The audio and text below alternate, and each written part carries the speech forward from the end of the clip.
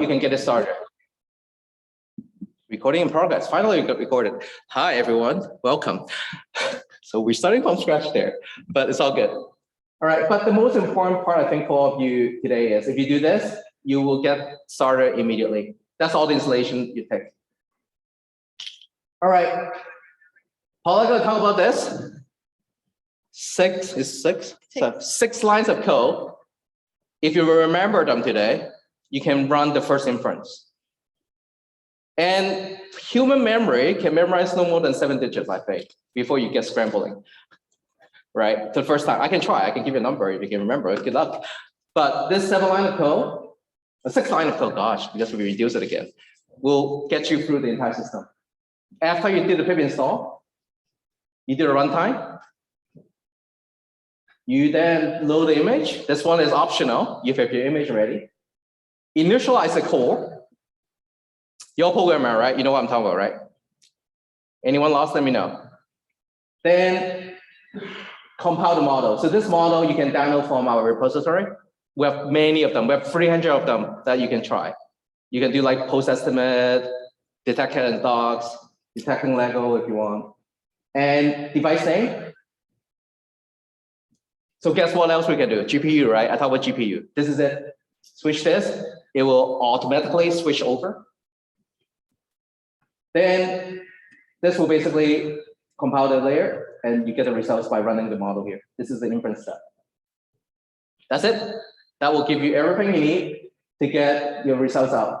And the most important thing is this is the speed up you need, right? This is the part that will faster, right? It's better than the stock today, so speed up.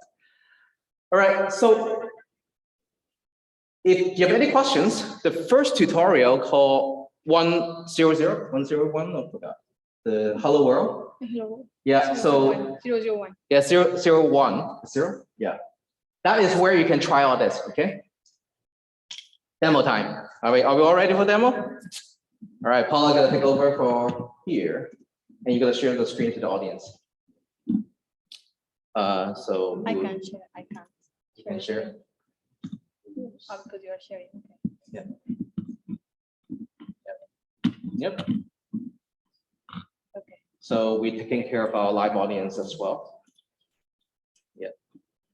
And then we will have a live feed coming from that side to see that again. It's just a technology time. So this goes through the entire server stream and come back out. So this is live here. So to prove this is live, can you delete one line of code? And break it. This is live right here. This is live. So You have a mic? yes. Can Okay. you hear me? Yep. Yes or not? If not, you can use mine. Mine is louder. That's better. So There you go. in this first demo, we want to show you how you can run this 6 line of code, to create your own experience with OpenVINO. So in this case, we are using OpenVINO notebooks. I want to show you OpenVINO notebook has this list of more than 30 notebooks right now, and you can see different kind of models. So in this case, we have a live human pose estimation with OpenVINO. So you can find the model in Open Model Zoo, where we have more than 270 models that are available for you. So the first thing that you need to think about is that we have, the structure, you can see the imports here, but the important thing is that we need to address the directory and also load the model. This is the most important part. So we are using an inference engine. We need to initialize the inference engine. So for that reason, you can see here this part of the code, this command line. And the second step is that you need to read the model. When you read the model, you have the input and the output of layer. And you can compile the model in different devices. That is the magic that OpenVINO has, that you can compile the model in different devices. You can use CPU or GPU or other devices that also Raymond mentioned today.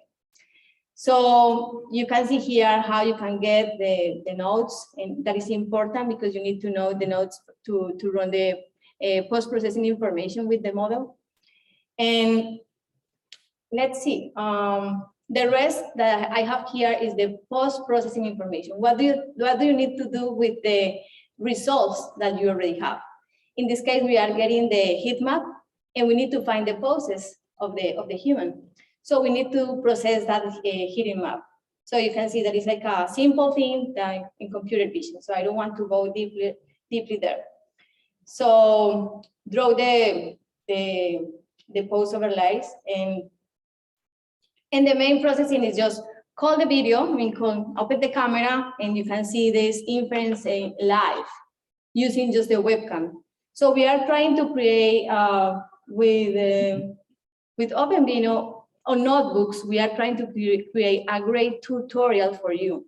So you can go there and you can see how in a simple way you can use a model and you can prototype faster your idea. This is one of the things that we want to do with OpenVINO notebooks. And you can find this kind of thing that you can connect with a hardware, you can connect with new models. So let me run this model. So, and you can see here my face. So, and also, okay. You can do the screen. Just the screen. Yeah, Yep. move lead. And it works with 2 people, by the way. So you can see here the frames per second that we have. So, and I really want to show you how you can improve the performance of your model. So one of the important things here, as I told you, you can compile the model in a different hardware and you can see how you can increase the performance. So we will talk about supported devices later, but I want to show you how we can change the performance of the model. I want to use auto. Can I use auto, do you think? However you like. Okay. I don't know what you're doing, but that's good. So That's kidding, I know. is that We built that together. so this is something that, because this is something that we can talk later, but here in devices, device name, we can put here GPU. Okay, Or before you more. do that, let me help you a little bit. Make this go away, because it's like getting in the way. You, good. Okay. And then make this bigger, right? People want bigger phones, right? It's like out at the back, I cannot see it. 125, good. Still glinting? Okay, at the back, I know, I saw your eye. I can't see the damn thing, sorry, I'm sorry. All right, it's fine. sorry, It's sorry for the fine. language, but there we go, let's keep going. So let me put here auto. So what is the meaning of auto? Raymond will talk about that later, but we can keep the performance in between CPU and GPU. And this is one of the new things that OpenVINO has for you. So you can increase the performance, you can make this model run faster in your computer. So let me, I will start the kernel. Let me see. Kernel, restart, and run on cells. Thank you. that's the magic button. If anything goes wrong, always use that. You'll clear the cache. So remember that I have 60 frames per second. So right now I have more than 100 frames per second. For the contrast, you cannot see Yeah, that. put some and Okay, see the frame per Okay. second sound? All right, contrast enhancement. Fat jokes? Come on, guys. I'm a CV guy. What do you expect? Sorry. All right, at least you cut the. So with this frame per second, think about applications. Anyone try to Kinect before, right? Like, that's a Kinect. Well, here, Kinect, right? And that was the first problem I was solving back then. I was the CTO of the company. Check my fingers. It was so hard. Now with this toolkit, you can download the model and you can brute force it to run on better hardware because you don't have time to optimize and you can get the results out immediately. All right, let's keep going. Questions? Yes. Could you? Okay. I'll run to you. Hold on. Because we have the mic here. Maybe you can use the mic.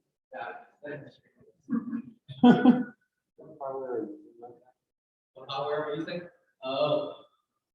Second. What hardware are you using? Gen 12 baby. Okay, this is a Gen 12, Yeah. and we have like an iGPU. You can show them the. Okay, I can see I can show you the performance. Yeah, you can show them the activity bar. I forgot.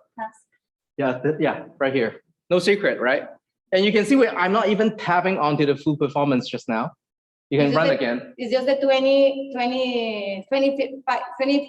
25%. Yeah. So I will run again because you can see here when I run how we are transferring the models in between GPU and CPU. So let me show you. Oh my God.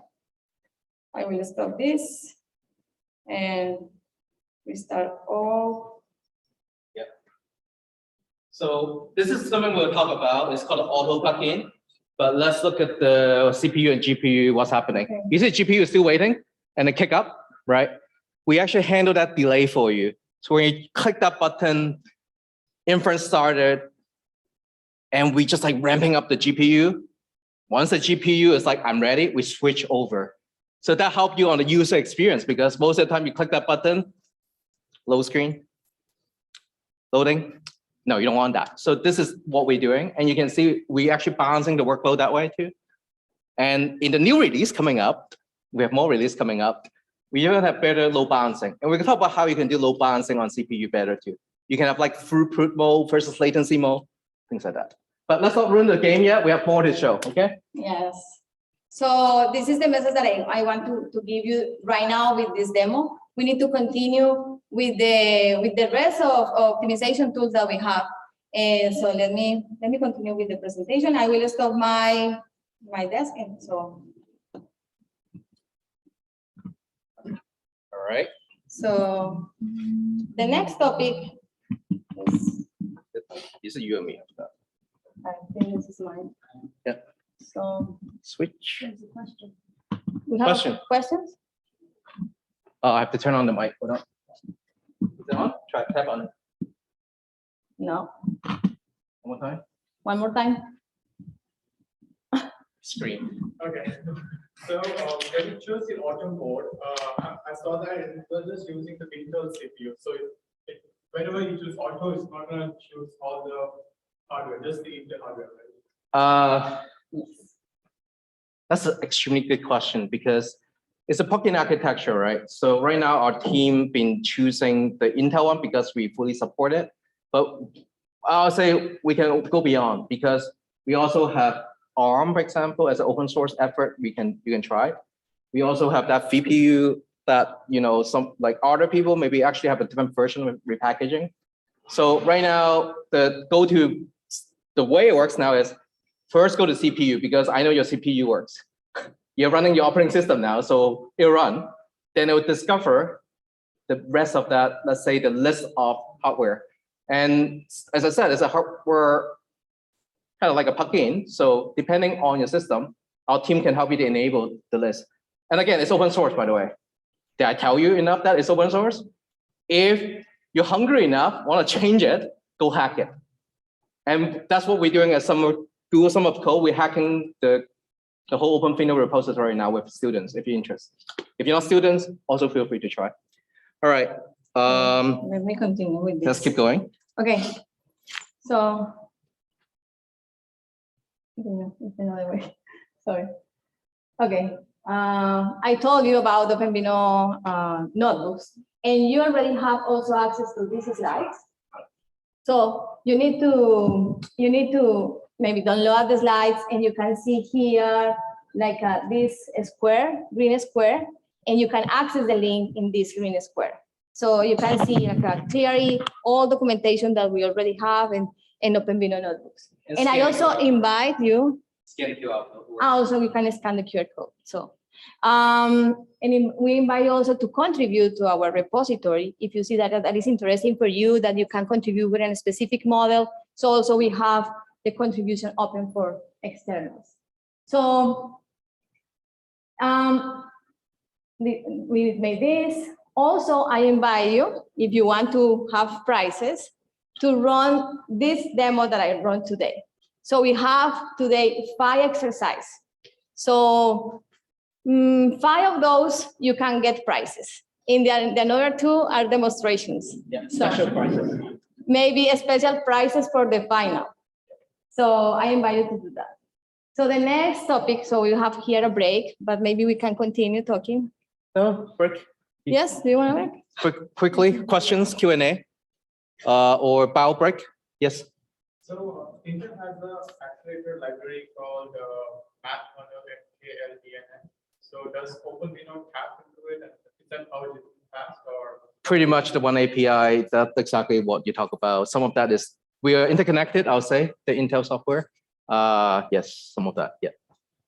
You can almost think about this is like easier interface unless you want to go with the lips or you want to have like a product like documentation and all that is a lot easier to go with right now. You can go that way too. I'm not against any of that depending on use cases, right? If you have a very specific acceleration you want to get done on a specific way, you can also do it in C++, by the way. Yeah.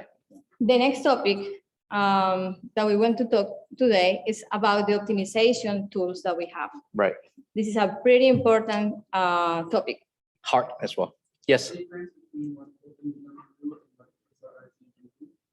Open, can hear. TensorRT. Oh. I should bring my boss to talk about this because we talk about this quite a bit as a business, right? I'll say OpenVINO, you have access to this portfolio, right? You have choices, right? You have all this like CPU, GPU, all that, right? Fundamentally, I think vision-wise, we just want to accelerate. We want everyone to have the fun, right? Having the acceleration that you can do on the optimization side. From an Intel perspective, I think the way we open source this right now, they open source eventually, it's just like giving that community that flexibility, right? It's a little bit more flexible. Like you have a choice, right? Let's say you want to switch hardware. Well, you can do it like overnight. The other one, you have to do it, but it's just up to your bandwidth, right? And at work at Intel, I think also the support is quite important because it's not just like you're buying the hardware. Once you get on the field, it's a completely different game. So that's the other thing that you notice. The support we're giving is quite extensive, right? So, and then performance-wise, we have some plot you can look up. So I don't usually discuss the performance here. Just like it's left to the scientists, right, to discover what is the best way, right? But we definitely benchmark everything you can see on the website. Sounds good? And if you have any further questions, my LinkedIn is always available. All right, so this 10 minutes, it's up to you if you want to, let's say, ask more questions or we can keep going. I think that we can keep going. What we do prices? Prices? Okay, we can maybe make the prices for the people that already made the pre-work. So who made the pre-work? You? So we have 4, I guess. We can show the link. Right. So we have a discussion thread in our repository. So we saw who is The first one. the first one? PF video. PF Right. video is here. Who did that? Nobody. Okay. So he next did it one. and not, he just left to do your homework. I love it. Next one. Okay. Yes. AC AI Big the program. programmer. Not here. Okay. Good. Next one. Next one is Japan. Oh, this is the next one. Can I see? no. He made a lot of stuff. Oh, okay. AI did make a lot of stuff.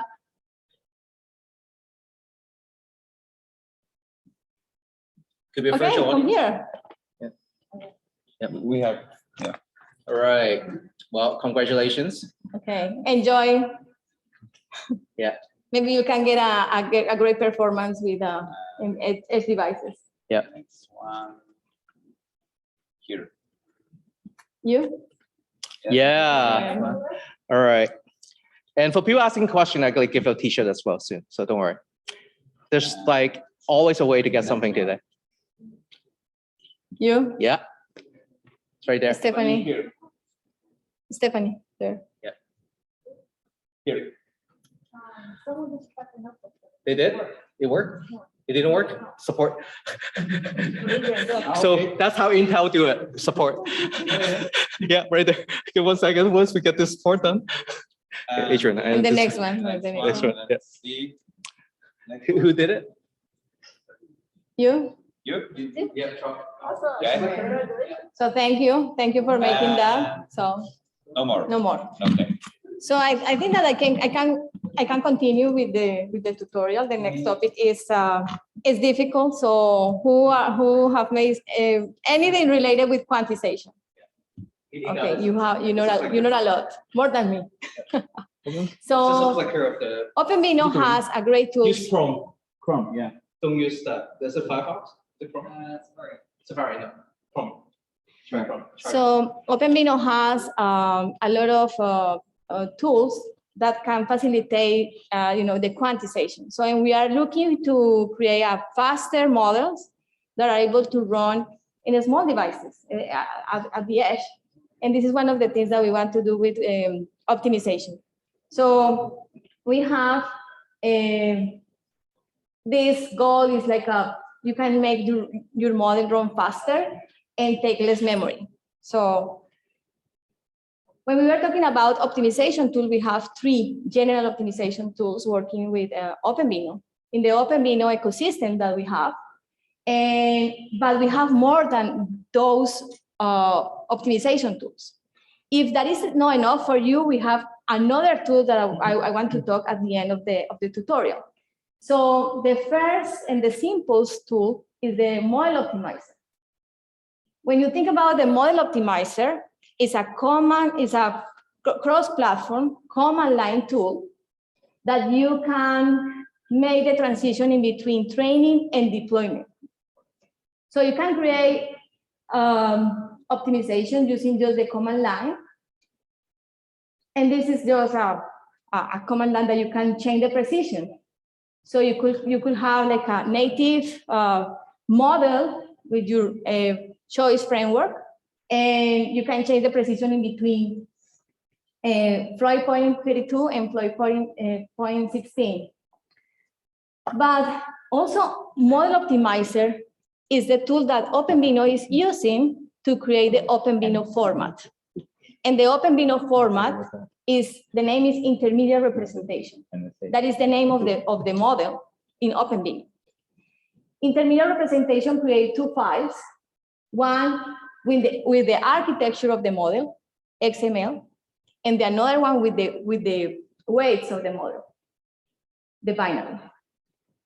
But Model Optimizer is more than change the precision. So we are able also to fuse some layers.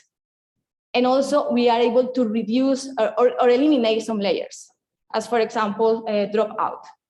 So in that case, we can create smaller models. So when we have this fusion, so you can see like a simple model, but we are keeping the same performance of the model. Model Optimizer doesn't impact the accuracy. This is something super important. We don't impact the accuracy of the original model. So, do you have anything else to add to the Model Optimizer? I think that I have one thought, but yes.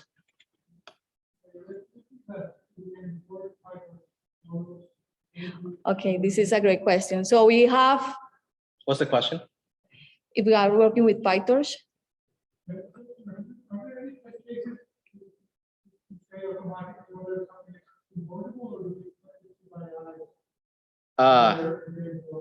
Right. We validate a lot of models, like what you said. Is it like validated? So 2 ways to do it. One is really run the code and you see if it'll fail immediately. So that model optimizer code, you just like run that line.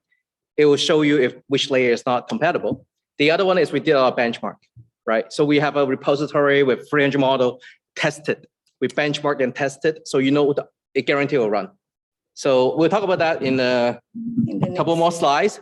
These are the preset that we spend a lot of time to guarantee it works, and we guarantee we support them over the lifetime too. I think that this is a great question because I think that but this is more related with quantization instead with optimization. So we also have the web page that you are able to see which layers we are supporting with which specific devices. So we can quantize, but this is a different topic. Some layers for CPU, I mean, almost all. Some layers we are not able to support right now, but we are working with that and we have that in the roadmap. And another devices. So I will show you, just keep that in mind. I will show you the supported devices and you can just click the link and see what kind of layers we are supporting. Related with frameworks, so we are supporting, or maybe we can make the transition in between different frameworks and OpenVINO format, the intermediate representation. PyTorch also is in the roadmap. We need to make the transition in between the conversion, PyTorch to Onyx, Onyx to OpenVINO. So for now, but we have that in the roadmap to make that directly. So I want to run this. This is a funny demo that you can. Okay, go ahead. Yeah, sorry, I have a question about the kind of implementation. Is it linked to a device to target, or is it agnostic to the target? The precision, yes, you need to. The IR, is it when you create this IR, is it linked to, for instance, the GPU specifically, or is it Is that you will export? so if you look at the flow is, let's say Onyx, right? The camera. Yeah. The camera. Go. Oh, geez. Yeah, don't see only my belly. The flow will be like Onyx, for example. You have that model. You go through that pipe, the model optimizer, IR. The rest you don't have to think. It's all supported. Yeah, but my question is, when you optimize it, export device at this point, or is it after that? You have a runtime that will. There's free stuff. There's like post optimization that you can target to the device too. You have the curve again. We have that in the later stage where we show you the pod where you can target, let's say, the GPU, for example. We have a specific way that target to that. That's a coded post training optimization. It's actually in there. Yes, it's happening. It's one of the very long notebook that if you manage to understand that, I'd be really surprised. But we try our best to document it because it's quite in depth. Okay. And for the virtual audience, I see they have questions too. We can answer one of them if there's any. I want to add something maybe before to continue. I want to add something with the model optimizer. So you can change the precision. If you change the precision, for example, you have FP32 and FP16, you can see the differences in between this precision in our model optimizer with the native model. You can see the differences. But if you have precision 32 and 16, OpenVINO, you don't see a lot of differences in the speed related with the speed in CPU.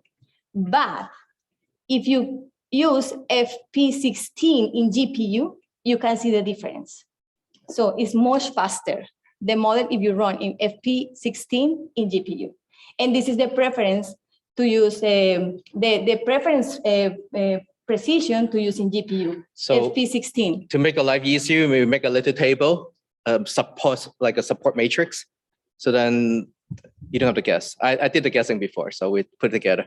So, all right, let's keep moving. Yeah, so the next thing is the Demo again. Yep. But put a good summary first because a lot of information flew through your head. In short, I think one thing you really learned were there are many tools at different stage of your development. If you're, let's say, early stage, you just get a model, you want to get it faster, model optimizer, kick it off. That will guarantee you get you something, right? You don't see maybe 10x faster and all that, but it'll get you a little bit better into the game. At least you can deploy different hardware immediately, like the GPU use case that you just saw. Then if that's not enough, oh yeah, we have more. We have post-training optimization and a lot more that kicking in. That's the thing that we'll talk about next. Stay tuned because those are really like hard. Yes. We have question from the virtual meeting.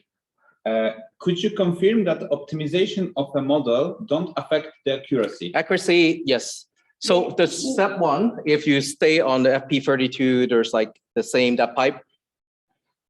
So far, when we tested, given what we have in our model data set, it should be as close to identical, right? But once you're doing quantization, let's say, well, come on, like we're switching the accuracy, right? So that is the time that you have to really validate your model. But we learned that the accuracy job won't be, let's say, really dramatic because we have ways to tune it specifically to each layer as well. So there's fine tuning you can go. I think someone's nodding. Yeah, it's good stuff, right? Yeah. Remember that we are making rounding with this changing the precision. So we are not making quantization. For that reason, the model optimizer doesn't impact the accuracy. Yep. But the quantization could impact the accuracy, but we have some solutions for that. But even FP32 and 16, there's still less bits. I cannot guarantee that, right? Depending on your use cases and models. Yes. Give them t-shirts. One thing that I noticed is when you guys do this information, are you guys using those libraries Or you guys? We have our- So, I mean, maybe we need to repeat the question for the people that is connected. I don't know, maybe we can fix the mic for them. So we have in the pipeline, you have the pipeline of your PyTorch and TensorFlow. We will talk about that later. If you have the training pipeline, we have the options that you can make quantization using your own PyTorch pipeline, training pipeline. All right. Again, a lot of people ask questions. Again, we'll give you a t-shirt for real. Okay, no jokes. We will give you all the swag today. And thank you for participation. It's actually, again, yes.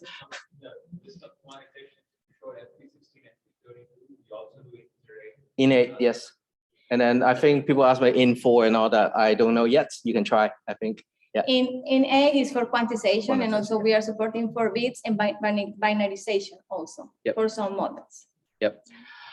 All right, so let's go through the demo. I think to prep you, let's hide the bottom bar if we can, so that it's not showing that bar. We can see them. I mean, this is a new computer. Hey, Ray. You can see it. I can, let's just keep going then. Okay, Yeah, so, okay, it's For now, fine. yeah. Yep. So this demo is really good. You can just work like Photoshop, major Photoshop. We are using U2Net, PyTorch network, to make the semantic segmentation from the people, I mean the object that is in the first plane of the picture. We are making the import. This is the same structure for every single notebook. We have exactly the same structure. Imports at the beginning. So we are importing here all things that we need. We are also we have different models that we are able to run, and we need to select which model we want to use. So at the end, we have here the paths. And remember, PyTorch is not directly integrated with OpenVINO. So for that reason, we need to do the conversion between PyTorch to Onyx and Onyx to Model Optimizer. Remember that the goal of this demonstration is show you how Model Optimizer is working.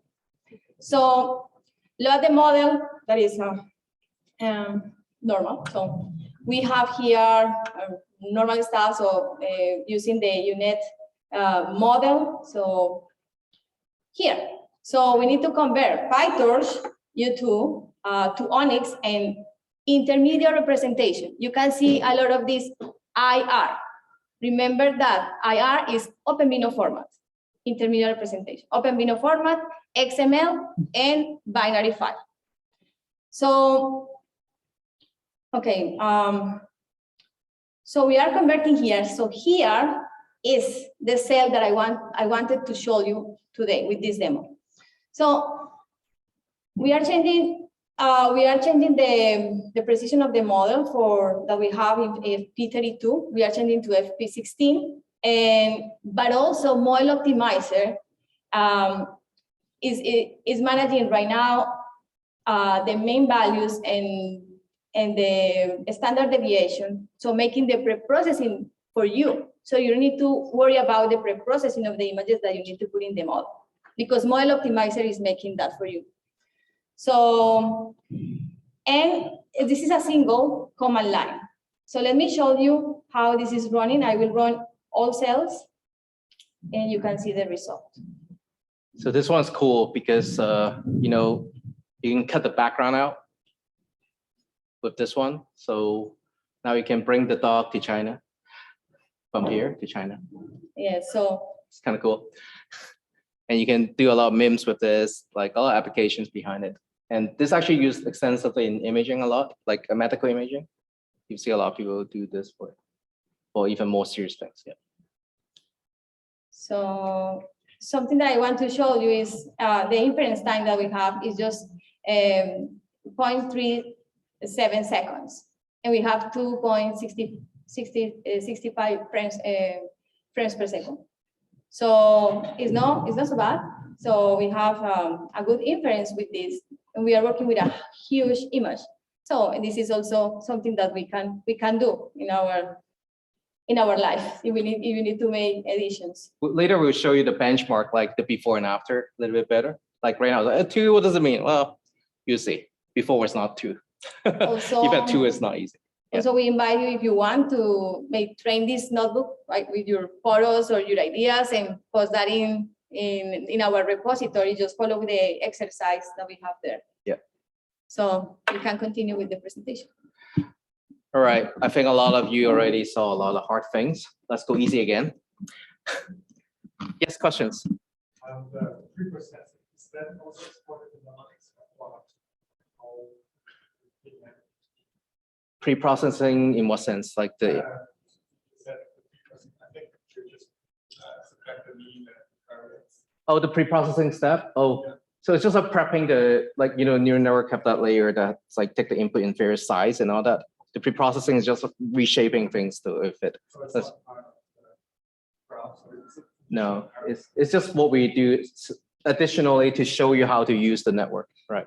It's just a step I always put because you guys did YOLO and all that. They're all different sizes, right? Like you don't just dump the image like a 1080p in it. So you have to like fiddling of it. So we're just showing you the code, but in Intel, the OpenVINO have a pre-processing pipeline that accelerate that part too. I don't talk about it right here, but it's somewhere in the code that I should read more, but I'll show you again. It's there. I'll let that roll.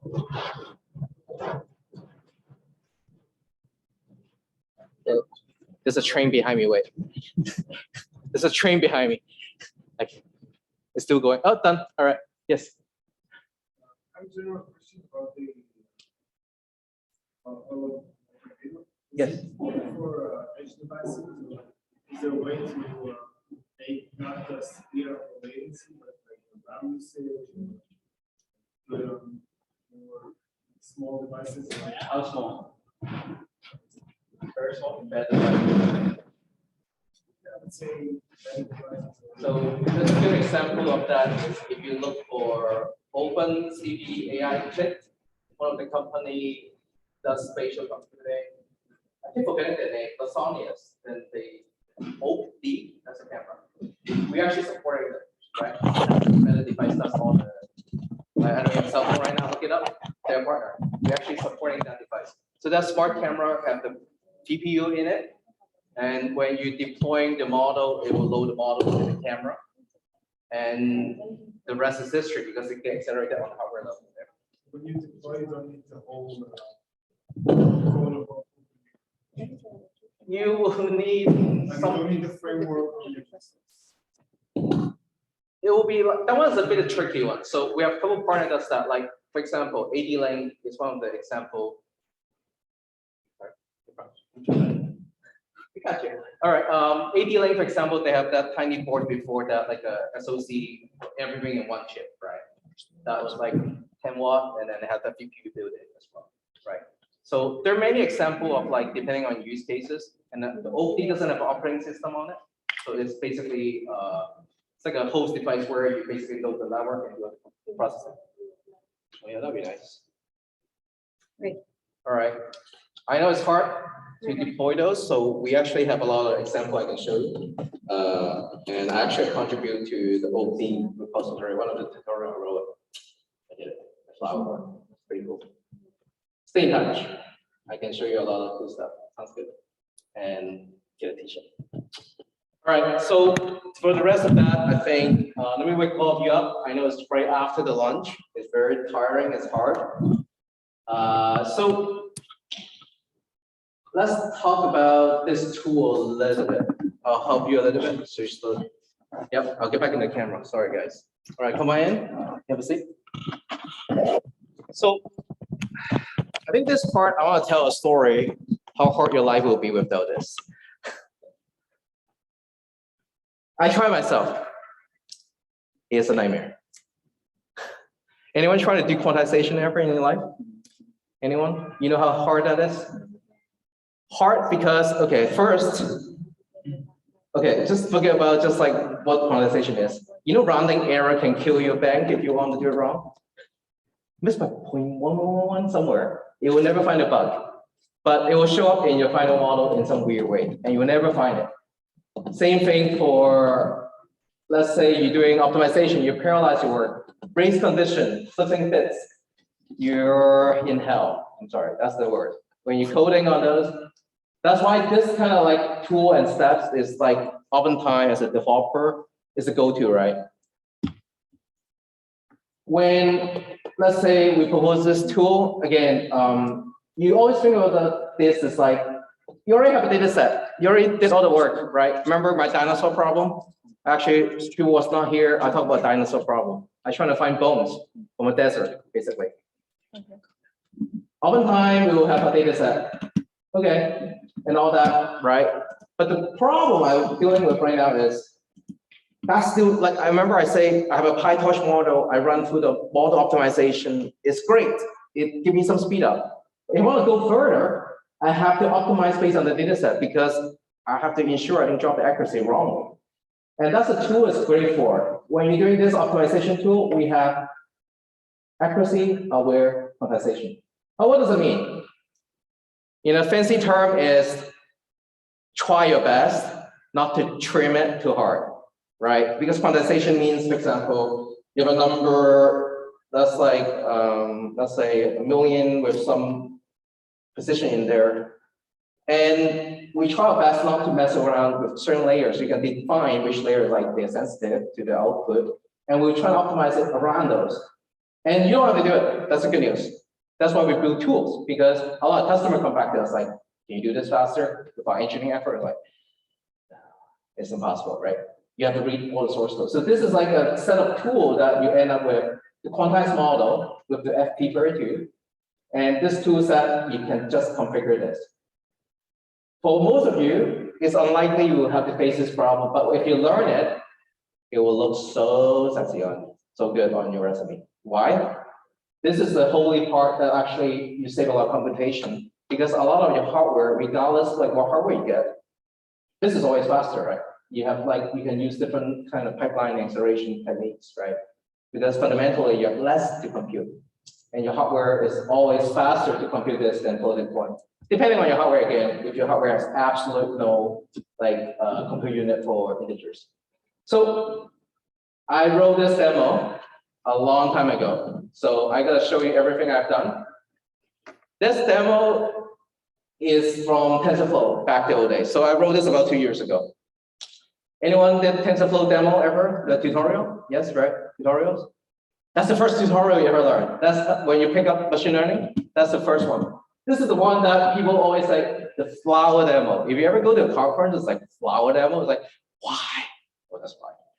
This is the first tutorial, guys. What do you expect, right? The first thing you learn is this is the thing that you show every day. So if I right now go to this tutorial, I will recommend all of you put up your cell phone, scan this code, so you can see on your screen at the same time. There's no way you can read everything on my screen, but you can try to like go through this super long tutorial with me, okay? And I'll go very slow, okay? I speak really fast in general. I'll go half the gear. Is it ready? Can I share my screen? Yeah. Is it working? You tried before? Yeah. Yes, good. Thank you, God. Yeah, you have to run it before, right? That's good. So I'll stand behind this podium and explain the whole thing. Let's run the whole thing. Let's run now. Yep, do full screen. Yep. Do full screen. Yep. Ooh, mouse. All right. Are we seeing this? So again, before this happens, oh my God, can I get this out of the way? This is blocking me. No, it's not. Yeah. The other one, pre-training one here. This Is not there? problem. Yeah. So let's look at this one first. So again, I borrowed this from TensorFlow, quote unquote, because it's Apache 2. You know, anyone knows Apache 2 is like the best license ever. You can do whatever you like. All the code I do here is Apache 2. So if you copy and paste it to share your friends and make money, I'm very happy. That's what it means, okay? So let's go with the code. Again, I'm not gonna teach everything, but I'm gonna focus on a couple key hard items. First, this is the training step, right? So the way this works is it will pull the flower kind of like pictures out, and then you want to train neural network to do classifications. The reason you see this a lot is like it's super easy to do if you use like TensorFlow. Again, there's a train behind me. I'll keep going. So the way it works is we want to recognize 5 classes. The 5 classes are daisy, dandelion, roses, sunflowers, and tulips. So what this will do is it will load the data set. I'm not going to show this, but I'll show you. Whoop, run all this. Oh, this is running already? No. Yeah, it's running. So it will show all this data set, right? As a human, we took a lot of pictures of flower, surprisingly. So if you go on Flickr, you get lots of them. And then they label it. So we have a lot of data sets. One thing you notice is you get roses, but you have something in the background like this. You have all this weird things that represent each of these items. And apparently that's just roses, right? So there's some bad stuff in the data as well. So again, this is a play. I got a toy example, but some of them are pretty good. So what this is doing exactly is, oh, I can't see, this is in my way. Yeah. So what this is doing exactly is we want to train a neural network to recognize 5 classes and optimize it using the atom. And what happened when you're doing this is, it's actually quite straightforward. You train the model, right? You're trying to accuracy doing all this together. But what it's doing slightly special is we're doing something called data augmentation. You know what that means, anyone? Right? So in short is when you're training a data set, you never have enough in the beginning. So you want to, let's say, add a little bit of rotation variance to it. So this does all this, so you don't have the problem called overfitting. And more importantly, I think the key is once you get that output, what I'm showing you is this step. OpenVINO is where after this step kick in, right? You get the model. Let's try it. Someone asked me, how do I run it on an embedded device? This is the step we take. You train a model and then do the model conversion again. And once you finish the model conversion, what happened, you will get is like a IR model, like what we said last time, and you run it through it. And since the other one's running, I'll wait for it. But most important is I took the last photo. You'll see a dandelion. I took that photo myself and it worked. It has 99% accuracy because that's a very simple class to recognize. So this is a toy model that you play with a lot, but fundamentally, if you're using TensorFlow, you end up with very similar workflow and doesn't change very much. Now I'm waiting this to run. Any questions so far? And then this is running on my CPU only. You don't even need a GPU to run this fully. So this is locally CPU crunching through this. And it'll take a minute or 2. So this part, I think a lot of you may already seen today is having this step already give me some boost. And remember I said, well, if I want to get that really amazing frame rate, this is what this is doing, right? Once it's trained, it will go through the optimizations and it will load it on both CPU and GPU today. Remember, long time ago, people say this, you can only do maybe a couple frames. Today, we're going to show you it's over 10,000 frames per second with this. And we're going to see. And it's still loading. But let's talk about the tool. Once it's finished training, what does it do? So for beginner, I think I will avoid doing from scratch. Read this example. The tool already comes with our library. So these are the tools that are important. Each of them are documented heavily here, but these are the APIs that to remember. Remember the first thing we learned today, this part? Remember the 6 lines of code? Never been the 6 lines of code to memorize. That's all the import. But these imports, okay, you do it. What does it do? You have to set up in a way that it knows this is the configuration. You have to know, okay, where's the targeting, right? And what you want to do, I want to do performance-based, not the accuracy-based, right? So these are the preset. It's almost like a click of a button. If you're doing this right, you basically download my notebook, copy and paste as much as you can. As an engineer, number 1 rule is don't do it yourself.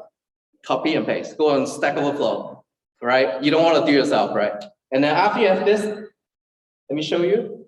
What this will do next is okay, we preset this performance-based. So this one, I will not worry about accuracy as much. Just FYI for all of you, the data is not that great anyway. So I make the decision to say, I just want to recognize the flower.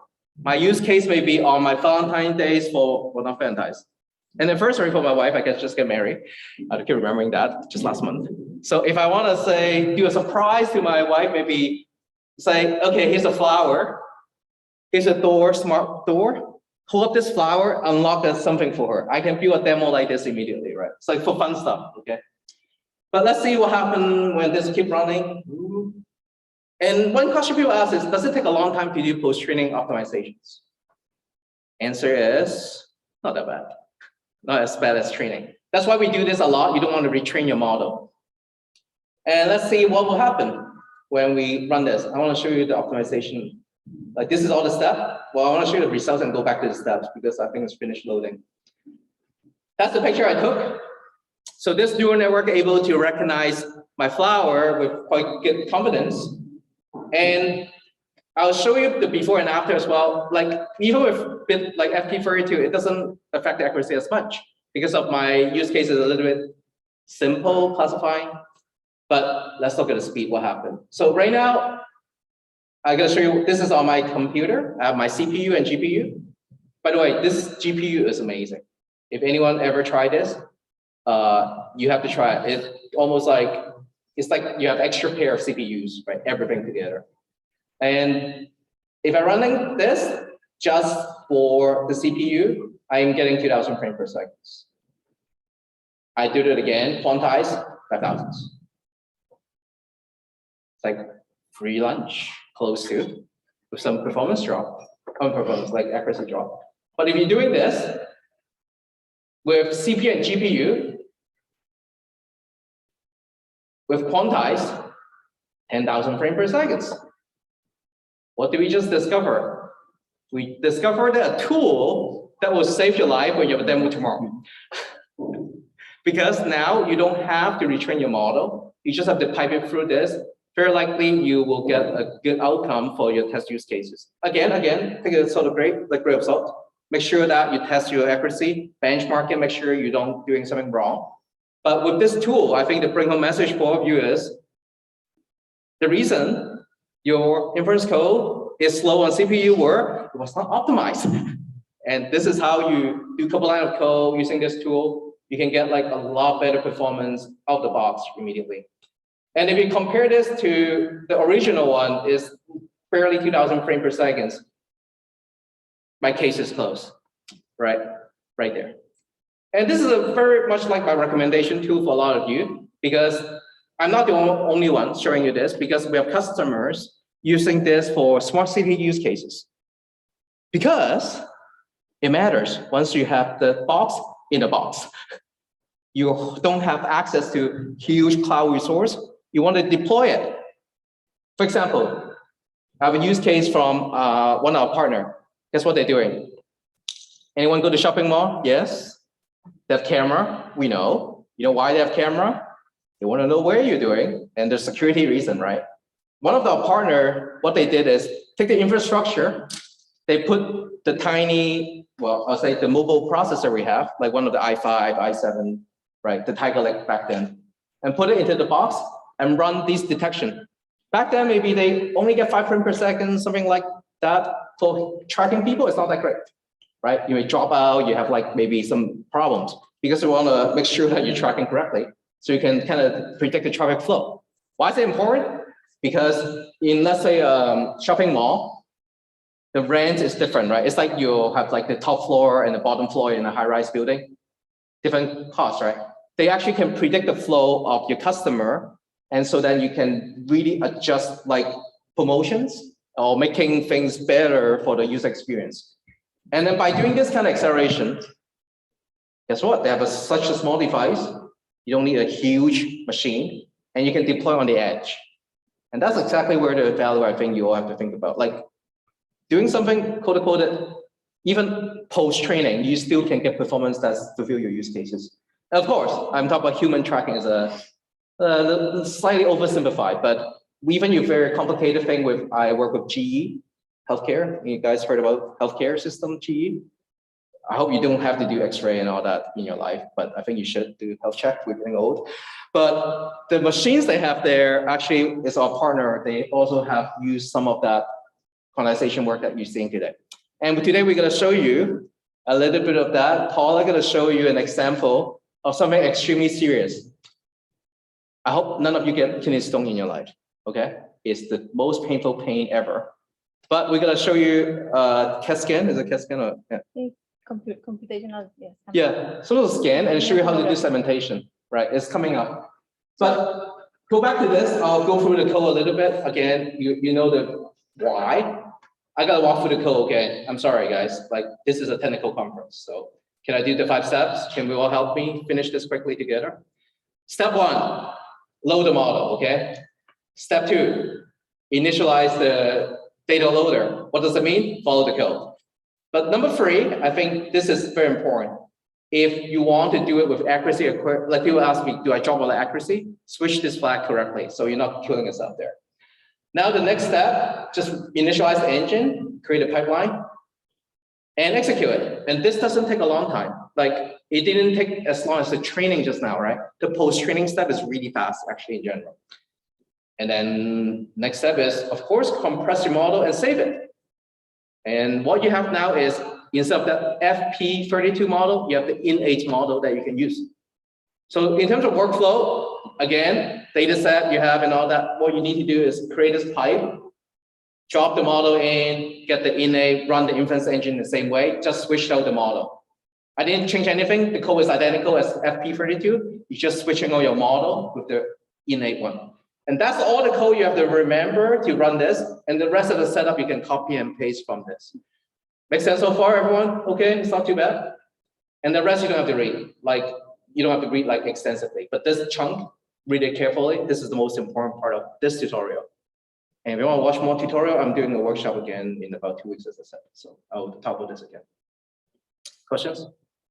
Yes. Well, my God, so many. One at a time. One at a time. Yeah, he's the fastest I saw. I've got 2.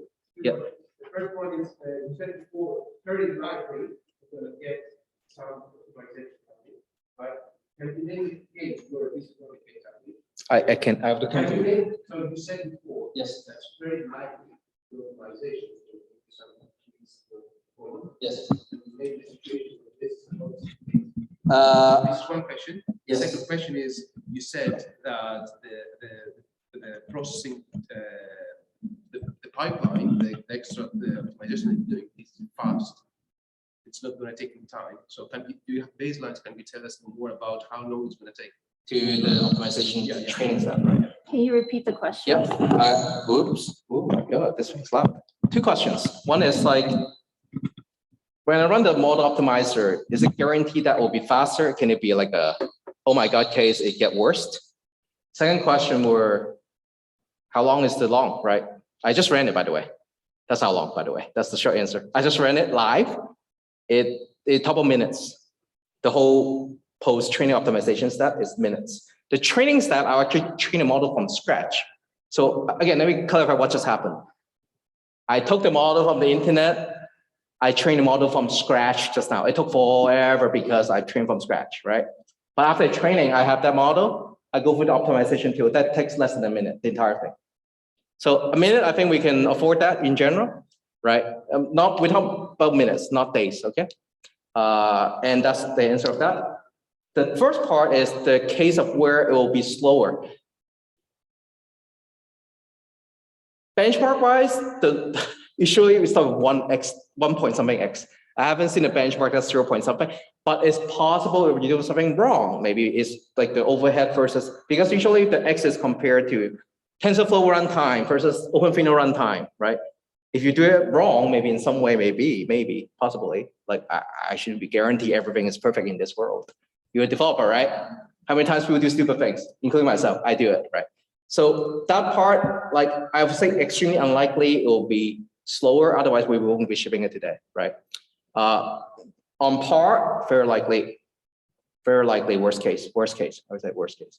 And if you have like less due to overhead for whatever reason, file a bug. I read the bugs before. I have experienced that once because of the memory issue. That, for example, it's a bug that I find out from the internet myself. I was like, oh, there's a bug here.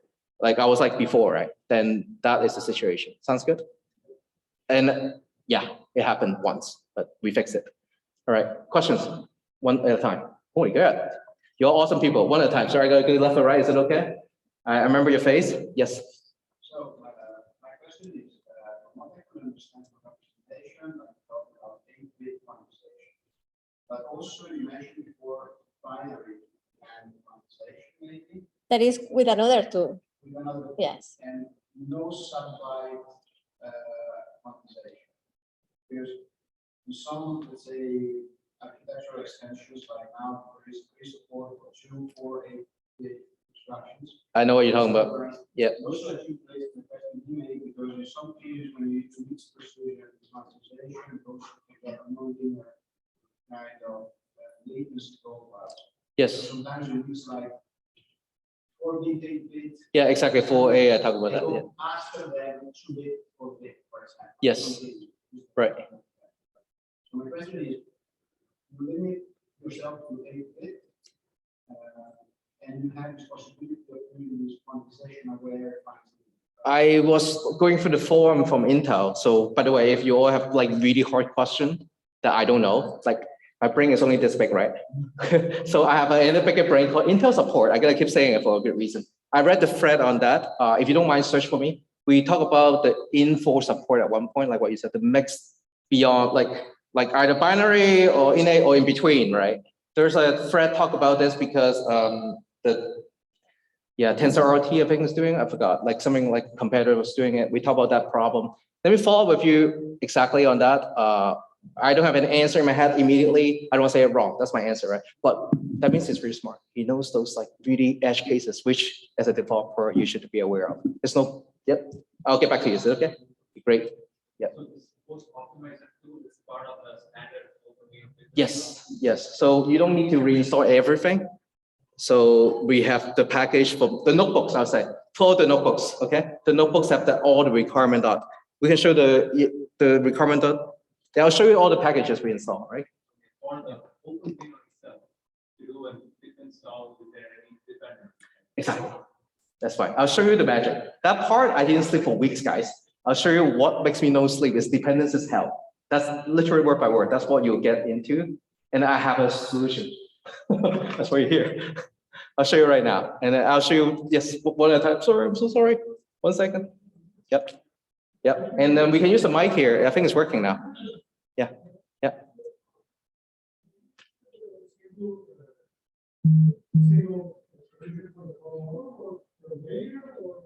It could be a mix. I think that's exactly. So we have for post-training optimization tool, that is this one, we have integer 8 is the unit that we have.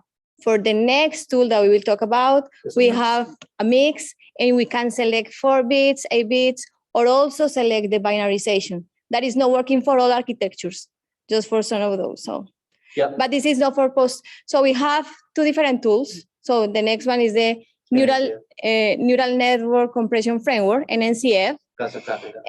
And that makes that part. So post-training optimization. You're very smart people. I'm like, ooh. You're moving faster. Yeah. And then did I answer that question? Yeah, I didn't. Yeah. So that this is like the bigger again. People ask like, how do I install, right? This is the biggest problem I dealt with. When I started at Intel, I was like, how do I install? I spent a day to install. I was like, oh my God, right? And you don't have to do that. You don't have to spend a day because I test this every day. There's a CI behind it. So in actual reality, you only have to remember this. But in the reality we live in, you have to install all this. So we actually, all these notebooks, we resolved the dependencies already for you. So when you run the notebooks that we're showing you today, you just like basically do a dump. It's like a developer tool, right? You dump all the dependencies in this right here, and then it will install all of them for you. So if it breaks, let us know, but we pin some of that because some of them have proven to be problematic. Because it's an open source community. Guess what? Everyone does things differently, including myself, right? So I don't blame anyone, but this is the best effort in my life that I remember. So if you can make it better, please do a pull request. I'll give you a sweat. This is super hard. But this is CI behind all of this. So this is your dependencies problem. Like in short is you just pip install and then there are some of this you can use to help you answer. Yes? Device dependent, what does it mean? Yeah, so let me show you. It depends a little bit. I think there's like a dependence matrix that we talk about. I'll show you that because that's the most commonly asked question. What is support, right? So we end up with like a support page for the architecture. So when you compile the model, you have to make sure that it matches to that. Otherwise, it won't run because like there's no precision for that, right? Yeah, I'll show you. Is it the right question? I'll show you. Depending on the hardware, right? There's a matrix somewhere. Right here, for example. So this is supported input precision. So you are talking about models format? Yeah. So for example, right, this plugin, we cannot take FP32 for this CPU, for example, right? Is it the question?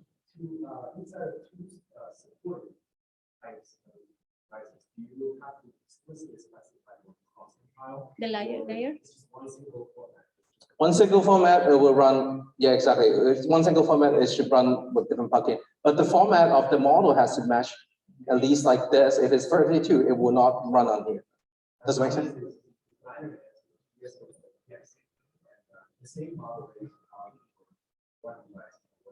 Yeah, exactly. It's cross. So if you use CPU, guarantee it will run by definition, right? Like that's the default setting. But if let's say using CPU and GPU, most likely they'll run together. So they're not like a huge deal. But we prefer this one for a good reason, performance, right? Then if you're here, you're in the la-la land, I call it, like, good luck, right? You have to know what you're doing, right? That's exactly why we have this portfolio, because depending on your need, let's say, usually I go with these two for developer because you can have access to them tonight. Your laptop most likely can handle it. Then this is the fun part, I give it to you for fun. That's a Neurostick. I'll give you a Neurostick because you asked the right question, right? That's a good question. This is the part that you should be able to play around. And then this is like even ARM, we actually partially support. So ARM, yeah, we actually do ARM. Very crazy, eh? We're doing ARM stuff too. Yeah, it works anymore. Yeah. Yeah, actually, I think I said it in the early of the meeting, not meeting this. I was the first guy did it. I don't mind saying it. I got a question about that. Like, you have to be Intel. I mean, if I got another brand like AMD, it will fall back to a penalty. It's x86 architecture. That's the rest of the case. I cannot say more. I don't know. I don't test them, but it's x86 architecture. And regarding ARM, for example, like I imagine that if you can run on a Raspberry Pi, you can run on a cell phone. Cell phone is coming up. It's actually one of the Intel project we're doing for some of those. So we're still working on it today. So follow our work. We're the crazy one, the foreign rich kind of guy. Yeah. we can run. I was running OpenVINO in Raspberry Pi. What is this? Oh, sorry. Yeah, I thought you gotta show My something. Apple. My Apple. Yep. So the question is, yes, we will have a cell phone kind of like a demo that you can see. Because they support ARM right now, actually, we have a demo internally we can ship. Yep, questions? Oh my God, you all, wait. I gotta go this way and go this way, okay? This is round ribbon way, right? That's the easiest way. Wait, yes. And then you first, yes. Okay, so how much was the drop in accuracy because of the quantization? So that's the job for engineers. Usually, you have to really benchmark your work. We have a benchmark tool. That's right. Yeah, benchmark tool. So you have a validation tool. We also use that. Just basically, okay, the standard way is like 80% data, we train, 20% testing. You rerun the evaluations. Every time you do that, you just rerun the model over that. That's the drop you have to measure. But in general, again, ballpark 1 to 2% I've seen worst case. So the worst case, some cases can be worse depending on the model. I cannot say it. Yeah. Yes, but that depends on the model. Yeah. And sometimes if you have, for example, post-train optimization aware from quantization, you could see no great performance, but you could keep the accuracy. Yeah. So, you can trade those two.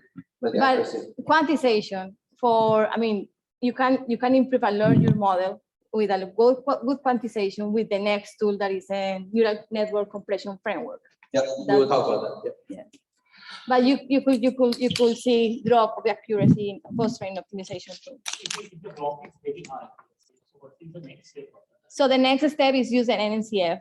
That we will talk about that. Yeah. And I want to show you next how you are keeping the accuracy with NNCF. Yeah, we can hold the accuracy. Yes, last one. One more thing, like using the quantization step, right? You need some more data to quantize the model for it, right? Because you collect statistics and do other things.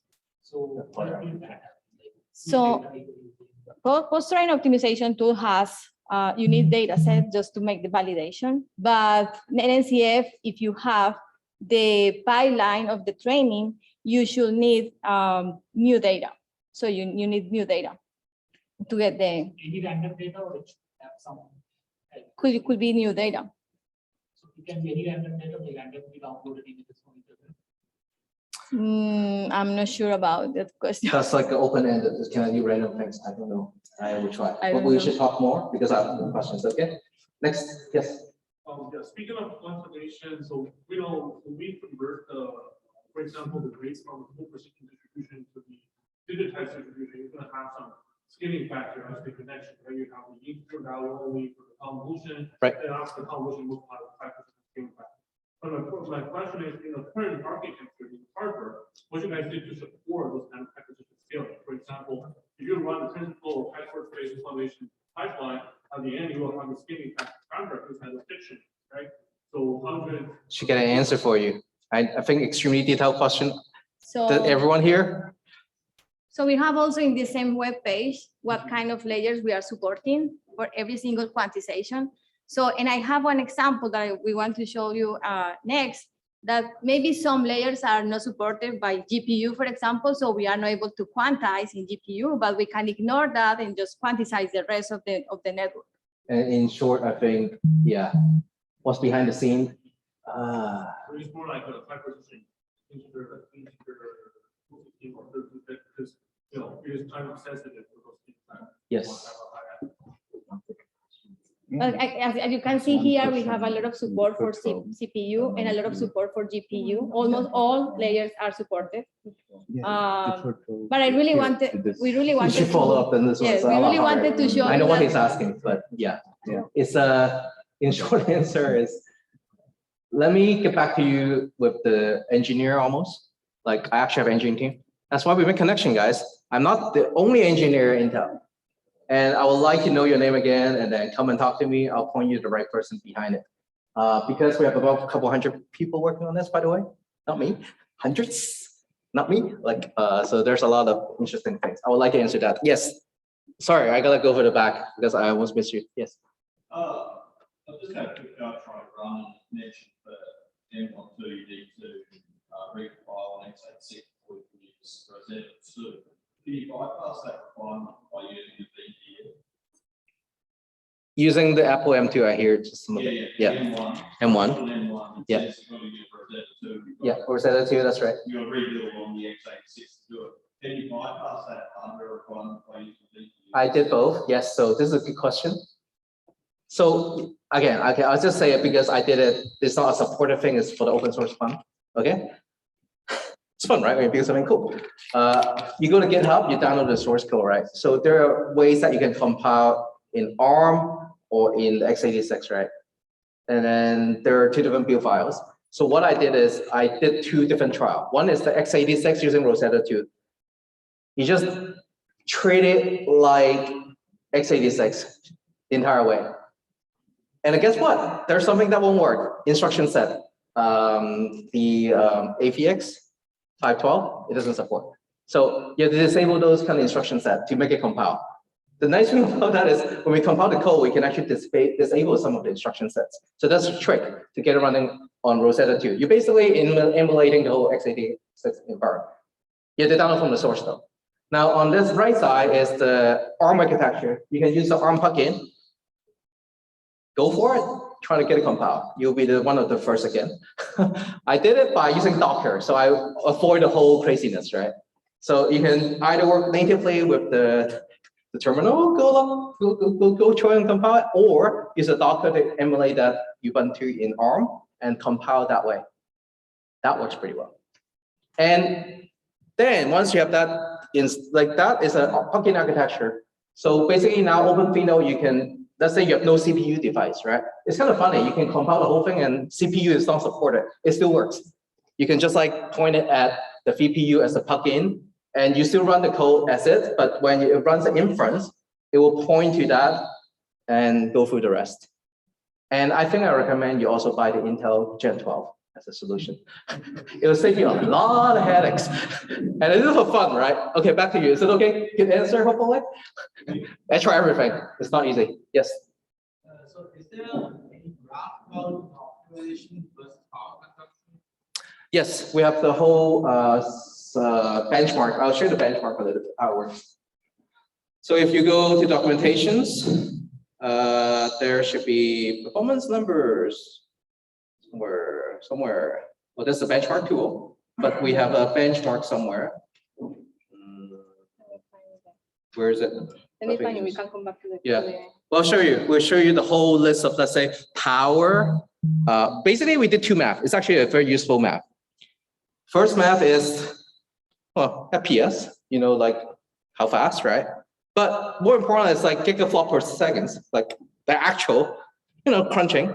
And after that, we evaluate against dollar per watt or something. I forgot. It's like what the number. It's like you spend that much money for power or performance. So we calculate based on the wattage, right? Like let's say this is 20 watt, right? And I crunch this much data. So we have done that computation for you. So you don't have to do it. We have a person called Michael. Hi, Michael, if he's virtually there. So he's trying to say nice thing to you right now. He did all the benchmarking at Intel. So what he do is like we basically replicate the setup in a machine. We basically have a test configuration. He keep crunching the number hundreds of times. And you don't have to do it. Right. And we have a solution called DevCloud. Oh my God, I keep doing this. Yeah, so you see all this? Right, so on the right side, left side. Yeah. So you can see different model. For example, let's point at YOLO 3-4, right? Everyone talk about YOLO every day. Yeah, you only live once, but now it's no longer you only live once, you only look once, I don't know. So YOLO, so you can see like how well it performs. I'll go around here to show. So for example, if you look at this, scroll down a little bit, you can see like, okay, efficiency, right? So we actually help you to calculate this because like right now, if I were trying to make a purchase decision, like it should have Gen 12 here coming up here, right here, see the Gen 12, right? You see like this is like killing it, kind of what we call it killing it, like way up high, right? And then you scroll down, right? And then efficiency is not that high maybe. So when you want to do mobile, you want to do this one. So you really want to make this kind of trade. You want performance more or you want more efficiency more, right? So that's actually the hidden secret, right? When you make purchase decision, the last thing you want is you buy it, test it, and doesn't work. Oh my God, I don't want to step on her gears. She would not be happy, trust me on this one. Don't touch this video. But that actually helps you to get through the efficiency kind of problem, right? Like, is it better or not? Okay, does it answer your question? Yes, hi. Again, there's a train behind me, sorry. You want to come up and then talk a little bit? Yeah, the mic, I think it works. You don't want? Yeah. It's fine. Yeah. Yeah.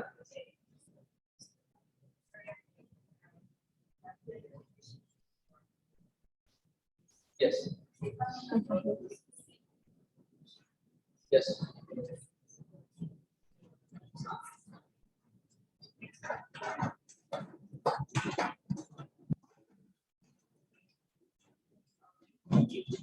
Yes, then you should talk to her. You know what she did? Yes. Yes.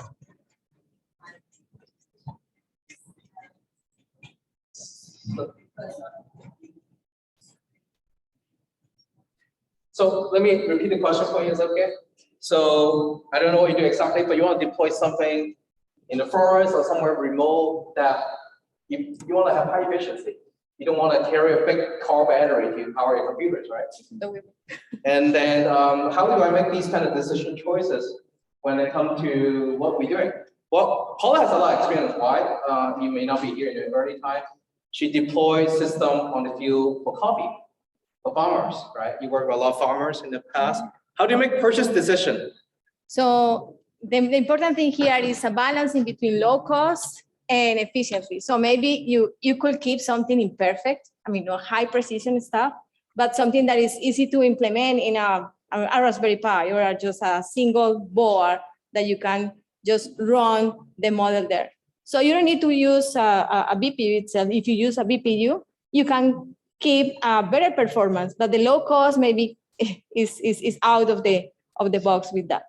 So the point is that you need to think about that the optimization is important, but also depending what kind of things you need to see. We need to see optimization, better performance in real-time systems. So for example, in agriculture, I was working in different kind of things. So in the real-time system, the sorting copy machine that I made, I was using just 8-bit processor. And I make my machine learning stuff. In that moment, I didn't know about OpenVINO, so OpenVINO didn't exist at that time. But it's a balance in between that. So here you could have and you could see, depending on the images that you are getting, what kind of models you can run and what kind of hardware. Depending on that, you can make decision what kind of extra acceleration you need, or if it is enough. So from my experience, I built a company that's augmented reality headsets, right? If I have, let's say, very limited engineering resource, I always like use a laptop for example, right? Optimization is hard. Trying to get something running on small devices is worst, right? So I will always like use a laptop to get prototype. And once you understand your requirement better, when you come to purchase decision, come talk to us. We have a whole team just like give you a portfolio of hardware, even the future one, depending on your launch time, so we can optimize the cost for you. Because a lot of our partner, actually, Intel is like a chip company by definition. We make chips. But we also work with a partner like AD-Link I talked about. They build a box for you. They're the OEM that actually what they do is they take our silicon, they package the way that the user needs. So their industrial use case that you can drop it from a helicopter and still survive. It's like, damn, right? Look at this, that's robust. And I can even drop my computer this far without denting it, right? So they have different requirements based on what you need.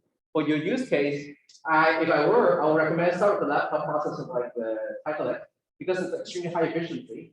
It may be a bit expensive, right, in the beginning, but you're buying a laptop to try. But then you try to look at maybe like you go down the list, maybe like, okay, maybe I can get around it with Atom, right? Different type of processor. But don't slow down your work pre-optimize too early, guys. Like that's the number one mistake. Because I want to optimize everything, but get customer buying it first, right? Once you get deployment, it's a completely different story. And then that's where we can have a lot. We have a lot of people who tried it. Yes. So what's working on the intended trail path, these little vision chips that we put in forests, I think it was a partnership. CPU, yeah, that's a company, OpenCV. Luxonics. The Lasonias, is it Lasonias? Luxonics, that they made a camera, a smart camera with the inside. So they basically, Like a Facebook size, you know. Yes. yeah, I think Lasonias, that's the company. Well, I know the CEO. Yeah, we're friends in short. But the way they do it is they took the VPU right there. If you're interested, please grab one. Stephanie, give her one of the VPUs to try.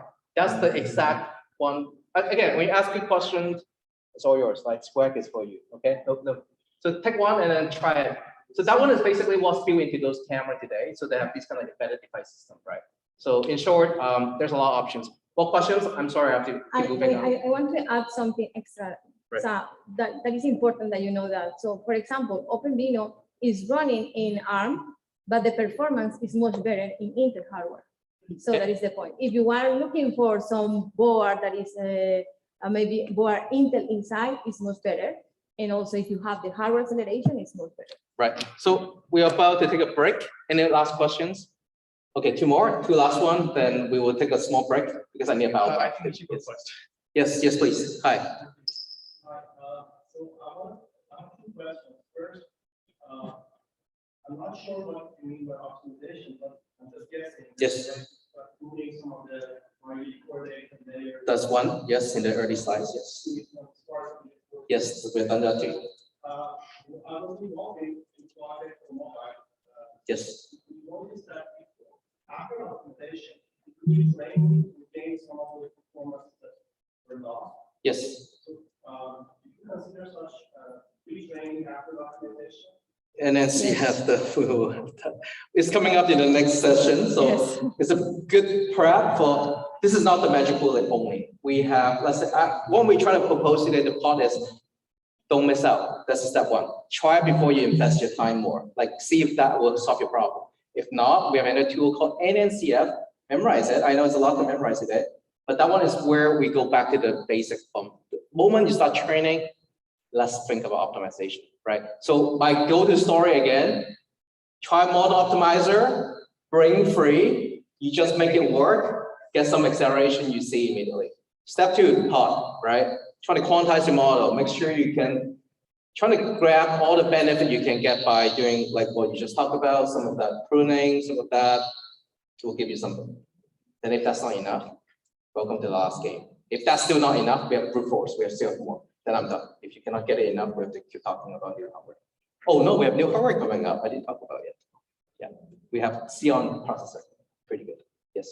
And one question, is it just for contest or other applications of computer vision that have to be run on GPU? Let's say have an algorithm that does stereo vision that requires you to still be applied.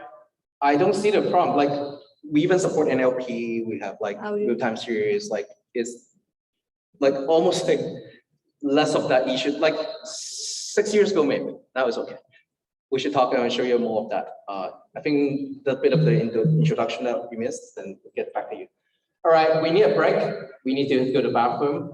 One last question, and then we have to go. Yeah. So did you guys benchmark against NVIDIA's GPUs? Good question. There's a couple of slides that you can see from how we benchmarking with Jackson and all that. I think if you sign an NDA with our partner, you most likely have access to those. Yeah. Publicly, we don't like. I think our value proposition is like performance gain here is there, but most important is the portfolio, right? If you're an engineer, you deploy something enough, you know that purchase decision is not just because that 2x sometimes, it's the overall package, right? You have to ensure that this is the consideration. Everyone like always feel about, oh, 130 FPS for YOLO. It's like, for what? I need 30 FPS to hit the mark so I can track the people, right? So that's the portfolio is good for you when it comes to launching your applications on the edge. Choose carefully because every single thing here comes at a cost. And money, it's not easy to find when you're doing business. I did my business again. No, okay, no more questions. I'm sorry. Is it last one? Last one. Everyone agree? The question was about transformers. I don't see any benchmarks for transformers. It's work in progress. Work in progress. You asked the right question. We have an NLP example we can show you too that may help a little bit of like direction. We can get numbers. Yeah. All right. Break time. Please come back for the really interesting second half. And if you come back, these swag actually at the very end very likely will give up most of them. That's why we put it out right there. The pyramid I built right there is the neurostic again. Water bottle is for the first because it's so freaking hot here. And speaker is when you have a party tonight. And then you have our charger just in case your phone runs out of battery again. Oh, no, this is cable. Really? Cable adapter. Oh, yeah, that's USB, right? Yeah, so it will charge your phone most likely. And t-shirt is anyone has a question, most likely you'll get a t-shirt today. I actually programmed that t-shirt. See that? It's my program. My programming language style, see? Python. If you want to get speed up, it runs if you write the rest of the function itself, okay? And we'll have the first question. So you can figure out the regular OpenVINO standard. Oh, they shrink as well. Make sure you get slightly larger. So I get the medium and turn it to small. So just in case. Oh, you don't understand it? That's okay because it's not like so. Basically, it's a message. It's not okay. I am engineer, but I'm doing marketing. So come back, okay? I want to give out all this before I go today. And invite your friends, please, because more people show up here, the better everything will be. All right? It's okay? 10 minutes. No. 10 minutes, okay. 15 past 3. Yeah, 10 minutes. Like I'll stop for a little bit, but you don't have to go. You can still sit down. You don't have to like leave the room. I'm not leaving the room, but you can like go pee wherever. Yeah. Yeah. All right. We will pause the audio there too, and then for the virtual audience. Yeah. I think we will walk around too much.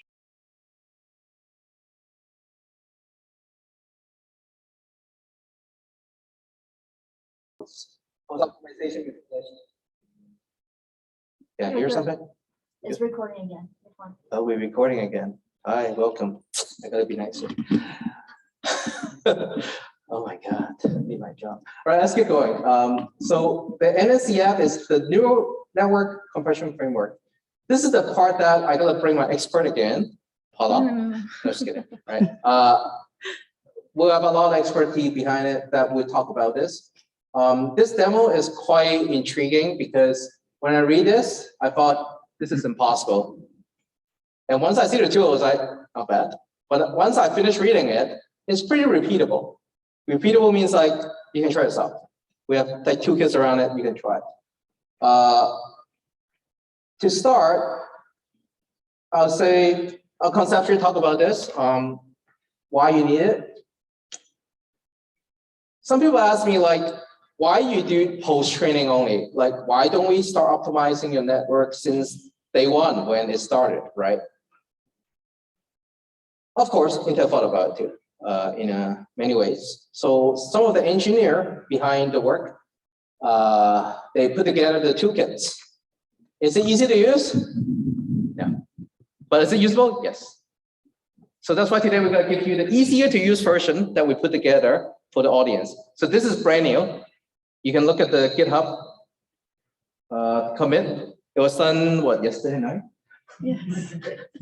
That's a reality I'm living with. Like the setup, we barely sleep. So tell your friends, guys, like that's what I'm asking. So what we put together were all this question people ask, like, how can I get the network to behave better since day one?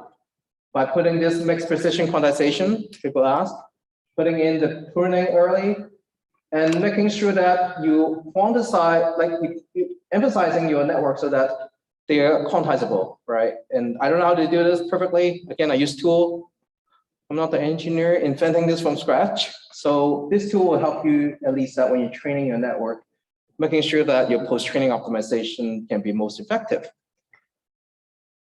And what that means to you as a user, you can like a graph, better optimization steps that you can try yourself.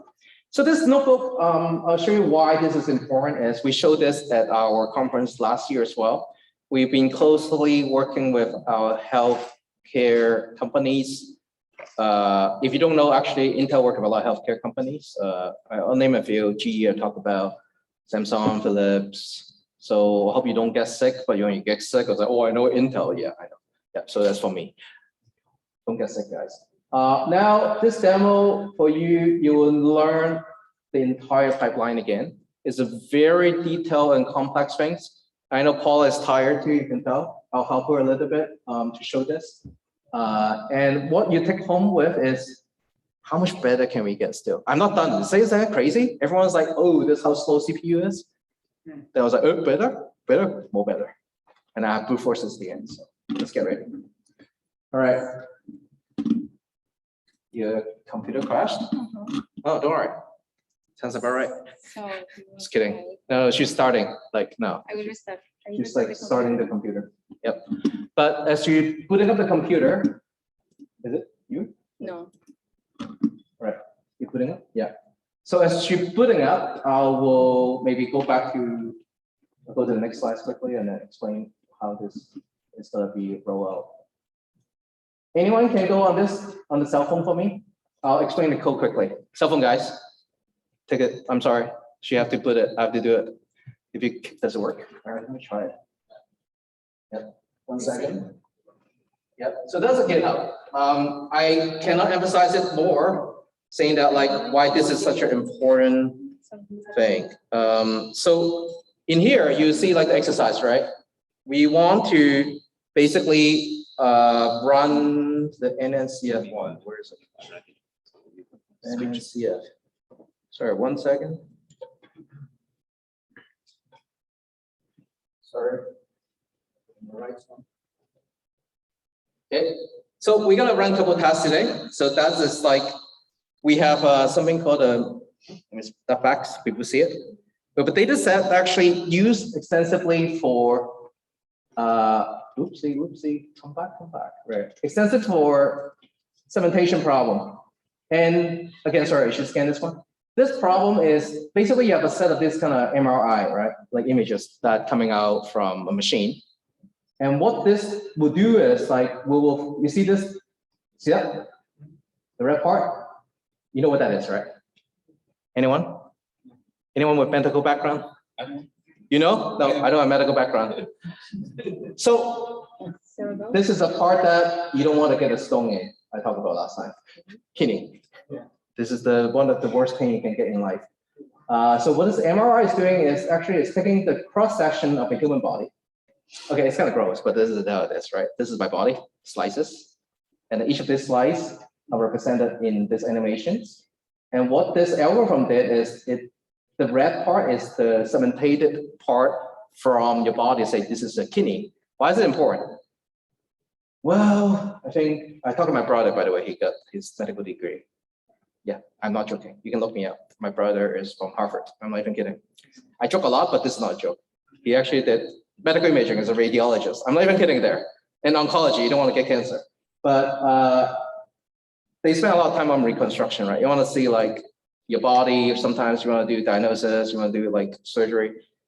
All this comes down to a person that never seen your body. It's like, look at the diagrams, like, that doesn't look good. And then they kind of figure out, right? So the visualization actually is a huge deal for radiologists and clinicians to make sure that they do scan properly and then getting this out. So I can only, yeah, are you ready? What is the puzzle of The CPPR, I'll do it for you. capital? Log into Yong first. This is Yong. Yeah. Then I'll log in for you. I want to share the screen and get through that. All right, that's your password. Just you. No password? Here's your, yeah. Let's just do it.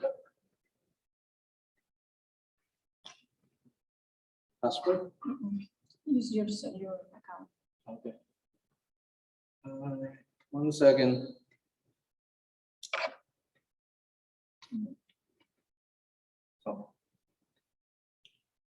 So let me explain you something here. Well, okay. So I want to explain you something related with the differences in between POT and NNCF. So because maybe we can have like maybe some confusions in between. So both are for quantization. So POT is that you already have the pre-training model or the of the model that you want to improve, to quantize. And you have also a data set. So this is post-training optimization tool, POT. NNCF could work when you have the pipeline of the training. And this is working for TensorFlow and PyTorch. Why is important? Because we are able to retrain the model. Because we need to use just a single and magical command line just to make the quantization during the training. So we have different algorithms that we can run there. Quantization and aware training. And also we can make like a binarization. We can make filter pruning.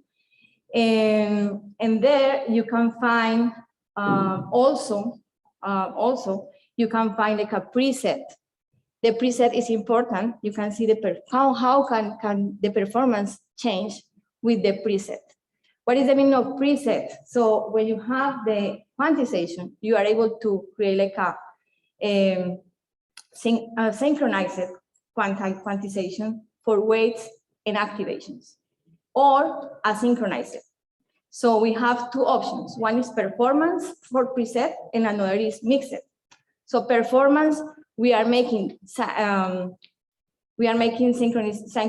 quantization for both weights and activation, and mixed, we are making mixed.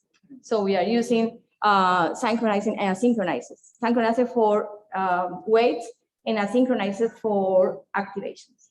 So you can see somehow the performance could change. By default, we have these things are also common in between the two tools. We have POT and NCF. POT has two algorithms, default quantization and accuracy aware quantization. And NCF has these 5 algorithms that I mentioned, but the preset is exactly the same. So for quantization, we have fake quantization and also pruning. Okay. Yep, So, sure. Can I? okay. My God, my demo is so hard. Yep, not me. Yes, me. I can say anything.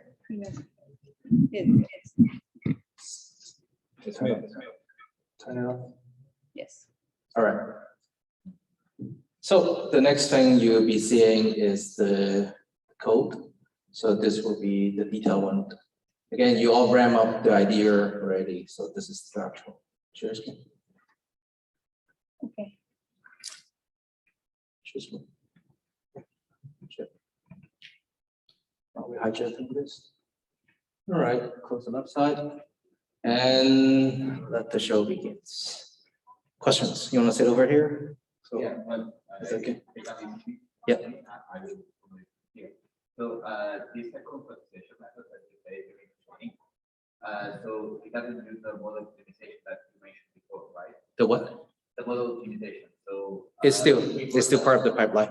Yes, so the pipeline was model optimization and then the quantization. No, So if you want to do it during the training. No. The short way, I think, let me use my hands actually helps because sometimes just if you can remember what I said here, there's no way to remember the code anyways. Data set. Okay, on the right side. Training. Okay, let me see the camera. Data set on the right side, right? You start doing training, right? This training, oftentimes you do it without Intel, right? You just like, just train. Now you use the toolkit that we provide with the NNCF. Now you did your training. The training, the only difference now is you don't train it like blindly. You train it with, these kind of tips and tricks here and there inside the code. Then once you have the model out, it's still, maybe we'll use PyTorch to train, I think, or TensorFlow. Now your model, now you go through the model optimizer. Just like you prep the model better for my optimizer, right? Then after that, you go this way, post-training optimization again. Then you keep going, then you get this, then eventually I disappear in this camera. But it's not a very long pipeline if you think about this. And again, if I can explain it by hand, there's no way, right? I don't remember anything more than 6 items, guys. Don't you have that problem? Yeah, so we all agree, right? Okay. Is there some differences in performance between NSCF and Yes, right. Okay. The idealistic case, again, I have to sometimes use that word. You do NSCF and plot together, you get the best of everything because you really prep your model perfectly, right? Not perfect, it's like as much as you can. If you're doing just with the plot, let's say, well, I don't know why they use plot. So we were to, that part will give you only as much I can do, right? You cannot have prep the model the way that you can optimize for, right? So like, for example, we talk about the mixed precision, right? Some of the layer, you have to readjust them a little bit. You want to get the best of the best, do both. Yeah. If you ran out of time, like what I just said, you have a boss tell you to give a demo tomorrow, shove in the pot and get it out, right? And always do what is good enough. Sorry, that's a joke again, I'm sorry. Oh, my job is hard, my kidney hurts. All right, let's go. So shall we? All right, let's go through the code. This is the part that you need a lot of patience. Okay? Are you okay, Stephanie? So we have this, just let me show you something here. I'm looking for the GitHub repository. We have a GitHub repository for an NCF. So, and I invite you to see the repository. We have a good documentation here. So this is the compression algorithms that I'm talking about. So we have supported for those in PyTorch, fully supported. Some of those are supporting in TensorFlow. So for that reason, if you have the pipeline training, you are able in TensorFlow, in PyTorch, you are able to do that. So let me show you like a general view of how this is working in general. So in general, we have here, and this is an example with a ResNet 50. So we have here the pipeline to open the NNCF library and also the torch function that the NCF library has. So the magic here, so we are working in different things here. So just saving, open the data sets in the Python, in the PyTorch format. So the magic of NNCF is coming in this specific command line. Bigger. Bigger. No one can see it. Bigger. Bigger. Anyone can see now? Yep. Okay. All right. Sorry about that. I can't see anything too, so that's good. Let's keep Okay. going. So, and with this command line, you are able to load your model, but you need to remember the pipeline. You need to have the proper installation of PyTorch and run the proper model. So I want to jump to the demo that we have today. So this demo is a beautiful demo that the notebook that Helena, one of the engineers that we have in our team, she made. And this is a series of demos of notebooks. So you can visit the OpenVINO repository. In this 110, you can find 4 examples. And you can run here different kind of things. You need to, maybe you can train the model itself. You can, if you have the access to the data, you can train the model in PyTorch. You can prepare the data because this is not a single data. This is a CT scan data. But you need to have some time to have this training. So for now, just to simplify the tutorial, because we don't have a lot of time, we have also the pre-trained model in the notebook. So you don't need to train the model by yourselves. And here we have the POT. This is the notebook for POT, and this is the notebook for NNCF. So, and the differences in accuracy between two are not huge, but it is great for the educational purposes. So you can see the structure in the two tools that we have, POT and NNCF. This NNCF notebook is working with post-training quantization. So we have quantization aware training, and we have also post-training quantization. So in this case, we are, okay, let me show you here. So, okay, so if you have Windows 11, I don't know if somebody here has Windows 11.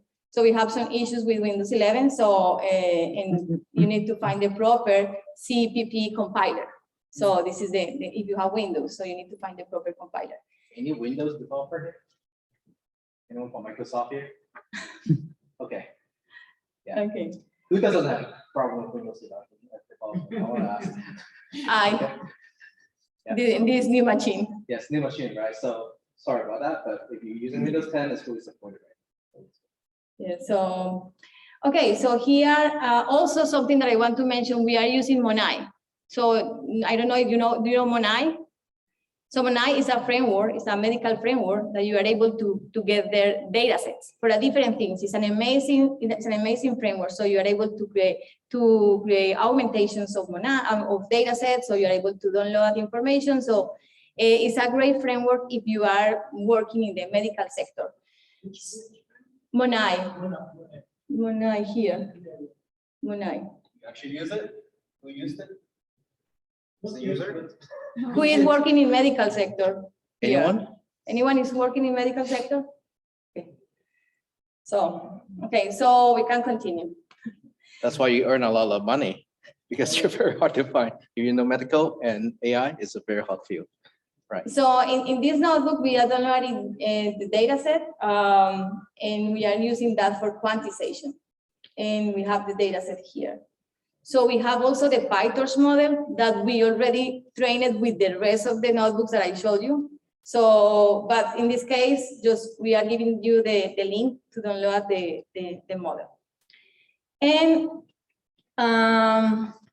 something that we made with these PyTorch models, as I mentioned, so we made we convert to the OpenVINO format, the intermediate representation through Onyx. So because we don't have the direct connection with the PyTorch, OpenVINO with PyTorch.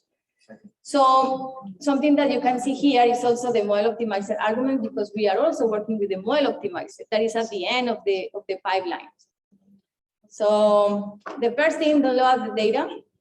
If you don't have the data in the cache, so you are able to download the data. We are using in this case just one case. So we have one patient. So this is the new data that the system has. It's just 69 or 68 images in this CT scan. We are using that to run the quantization. So the configuration, so this is the configuration of the data set, and this is the common configuration for a PyTorch data set, so we don't have anything different here. So And that is really important because in the CT scans, a lot of information, so we are looking for kidneys, no stones or something, no, it just create a segmentation of kidneys. That is the thing that we need to do. What happened in a lot of frames that we don't have kidneys. So we need to avoid those images for the data that we want to try. So in this case, we have this, this filter here, just to avoid images with less than 5,000 pixels in the mask. So we have the proper data set, so we are making the proper data set here. And also, we are using F1 score from also from PyTorch. What's F1 score?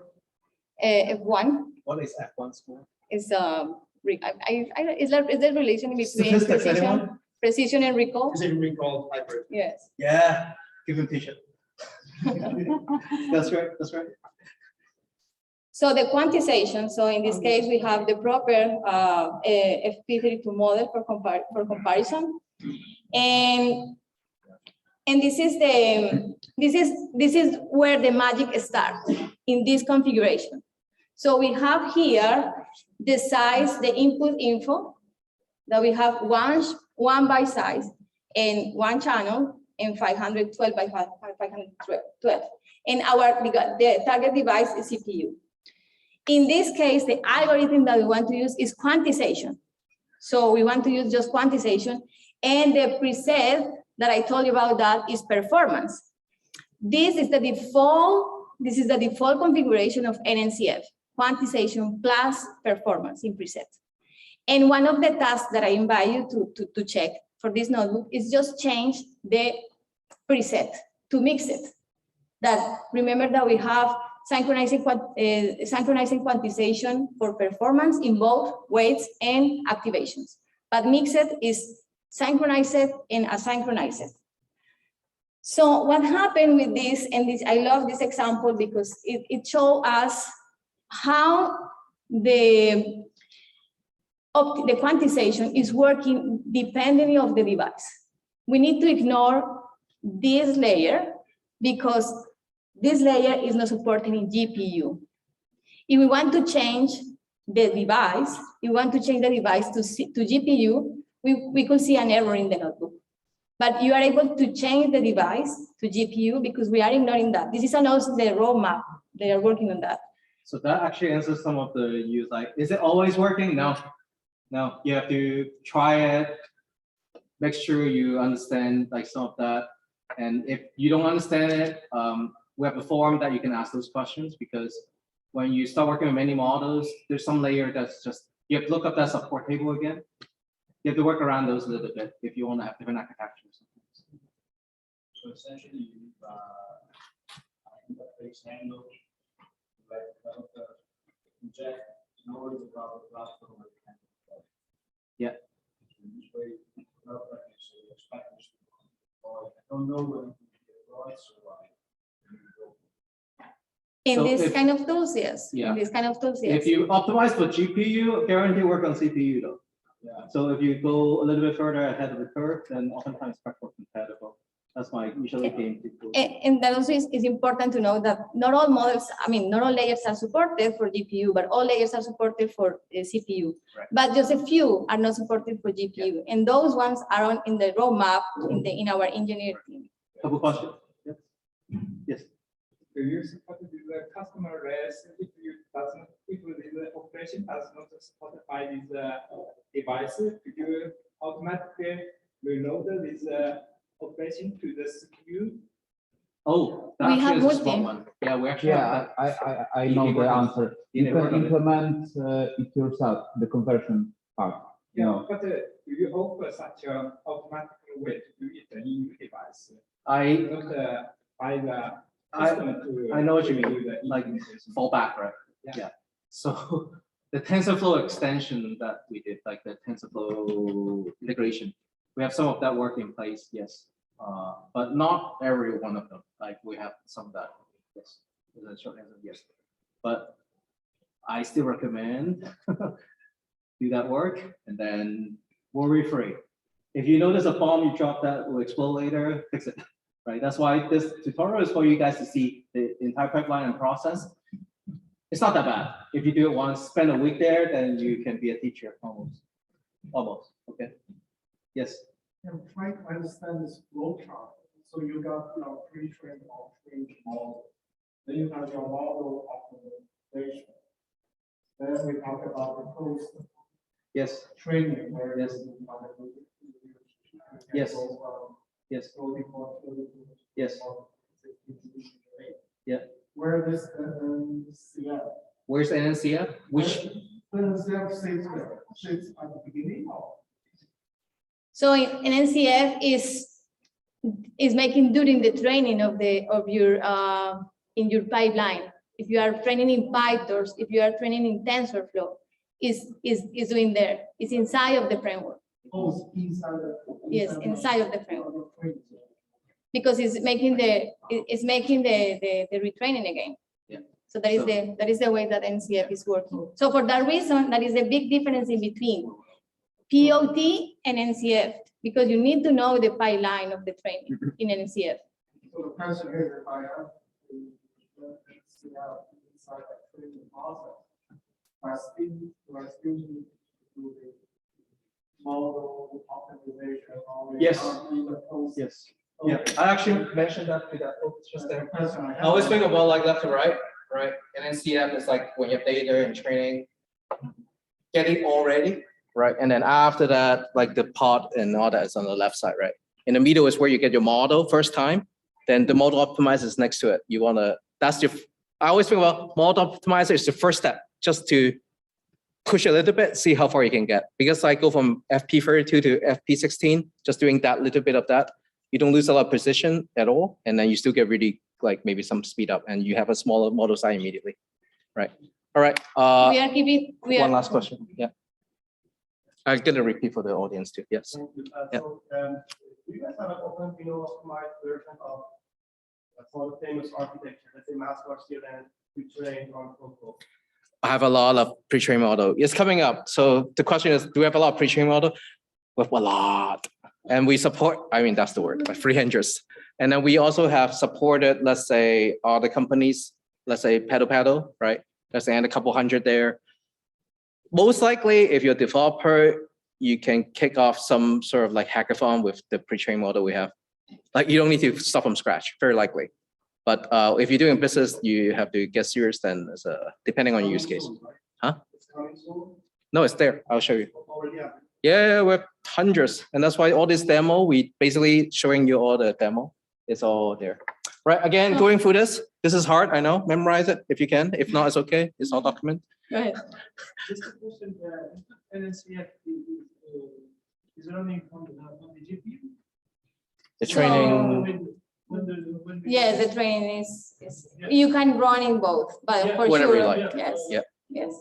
Yeah, Yes. depending on the number of a processor you have, right? Let's say if it's Xeon server, you can do however setup you like. We're not limited. So, okay, I will come back. Yeah. So remember the magic command line that I showed you here in the documentation of an NCF. So we have this command line here, and here is where the magic is happening. In that case, we are making the compression using the pipeline of PyTorch.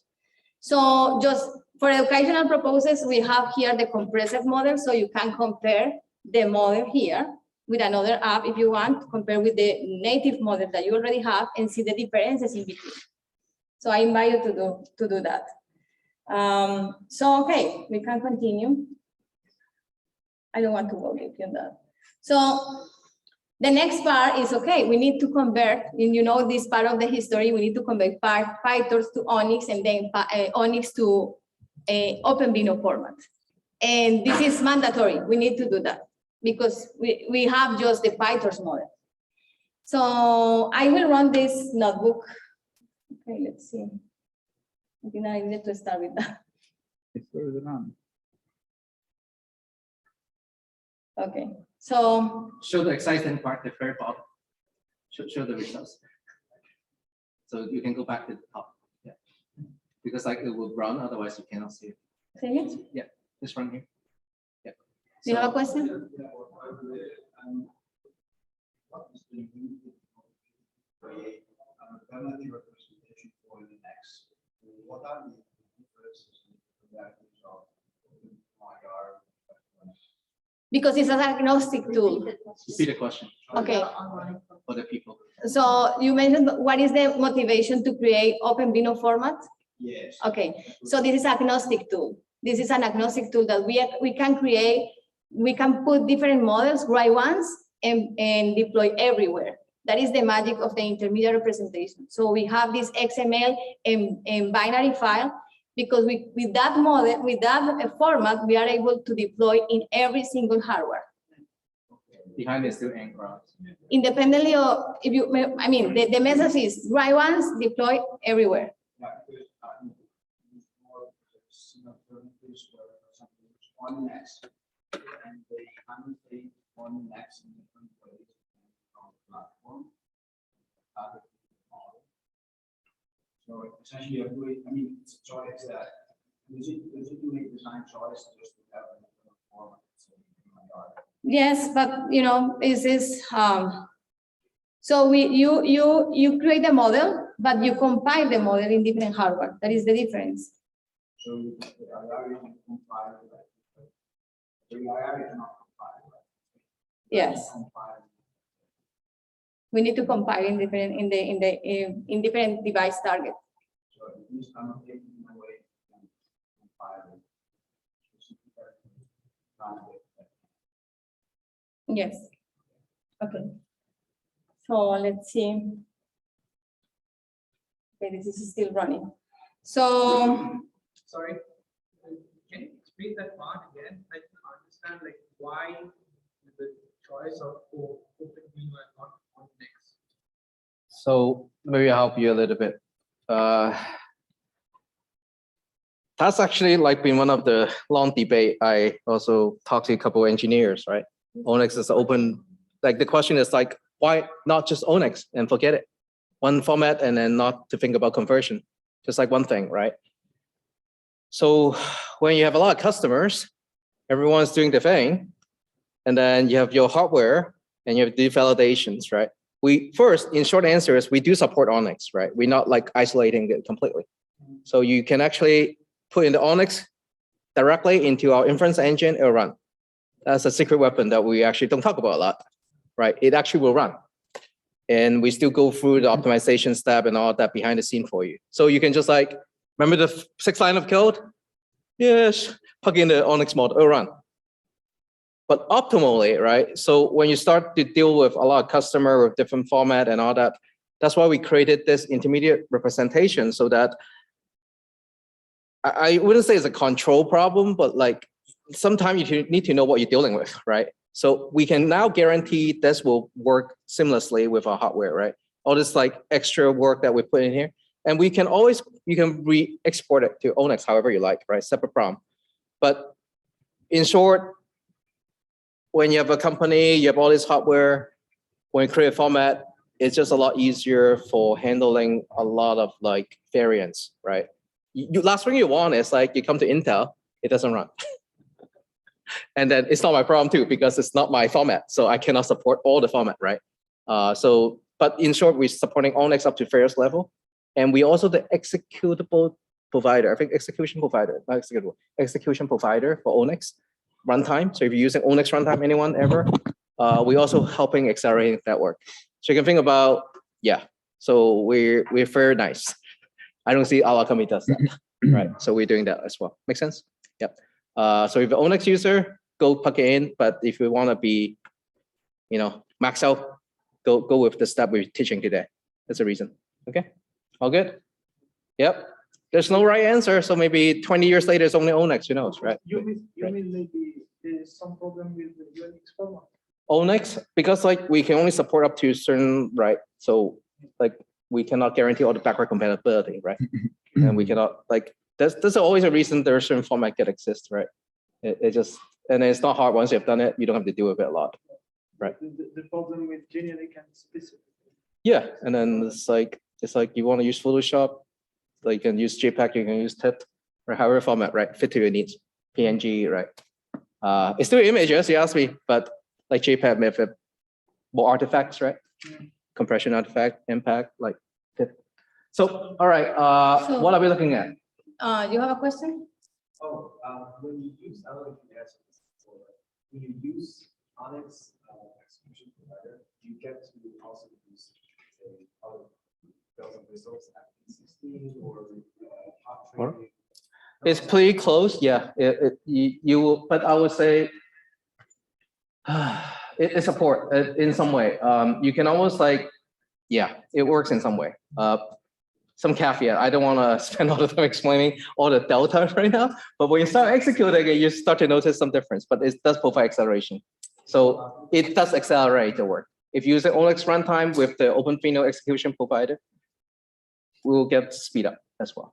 But I still, come on guys, sometimes, you know, if this works, it's 6 lines of code, come on, right? We can play 6 lines of code, right? No, it's a lot more, but I think it's worth learning if you're in the field. This will not go away anytime soon. We're supporting it fully with hundreds of engineers. So also good news. Okay, so let me continue with this. I think that one of the metrics that you want to see here is, okay, what is the size of the model? What is the space that I'm using with the model after using NNCF? And you can see here the difference. So we have almost 8 megabytes in the quantized model is almost 2 megabytes. So we are talking about is 4 times less. So, and this is great. So also for the metrics that I remember that some of you made the question. What's that one? So, no, what is the comparison in between the performance, I mean the accuracy? And you can see that the accuracy could be a little bit less, but this is, I mean, if I put these two digits, it's exactly the same. Yep. And this is great. So you are getting a great quantization model that you don't see the drop of accuracy, and this is great. This result is great for quantization. One of the things that also NNCF has is like is a friendly tool. So you don't need to be a expert in quantization. So you can run this with no expertise because we have default parameters. So, and also the performance. So in comparison, so we have the native model is 50 frames per second. And the quantized model is almost the double, it's 2 times. So, and that result is really, really good for quantization. If you know that you are experts. So you know about these kind of results. And at the end you can, okay, sorry, you want to take a picture? I saw your intention. So, and also you can see here the results. So you can see how we are detecting the kinetics. And this is great. And they show inference. I mean, show the inference here. This is live, by the way. It's not a GIF. This is a live. So now if you're, I don't know, I think about use case, like technicians, right? Now you don't have to worry about performance. You can like have a slider. Now you can see different piece of it. You can make changes, tuning some of that, how the parameter inference works. That's a lot better than like every time I click a button, 2 days later.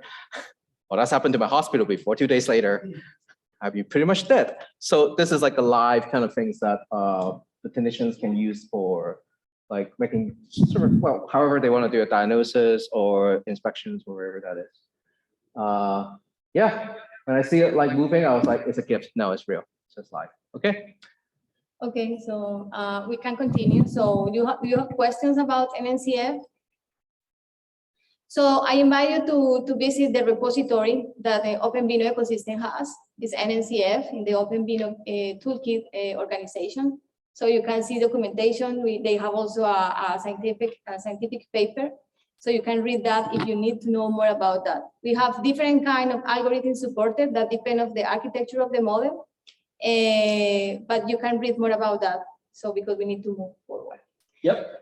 Let's talk about brute force because now we optimize the heck out of the software. Let's talk about hardware hacking.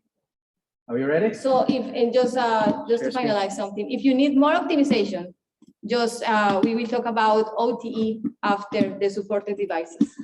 So Thank you again. Again, the reason you're here is not to resource code only, tricks. We're gonna give you tricks that will save you a lot of time.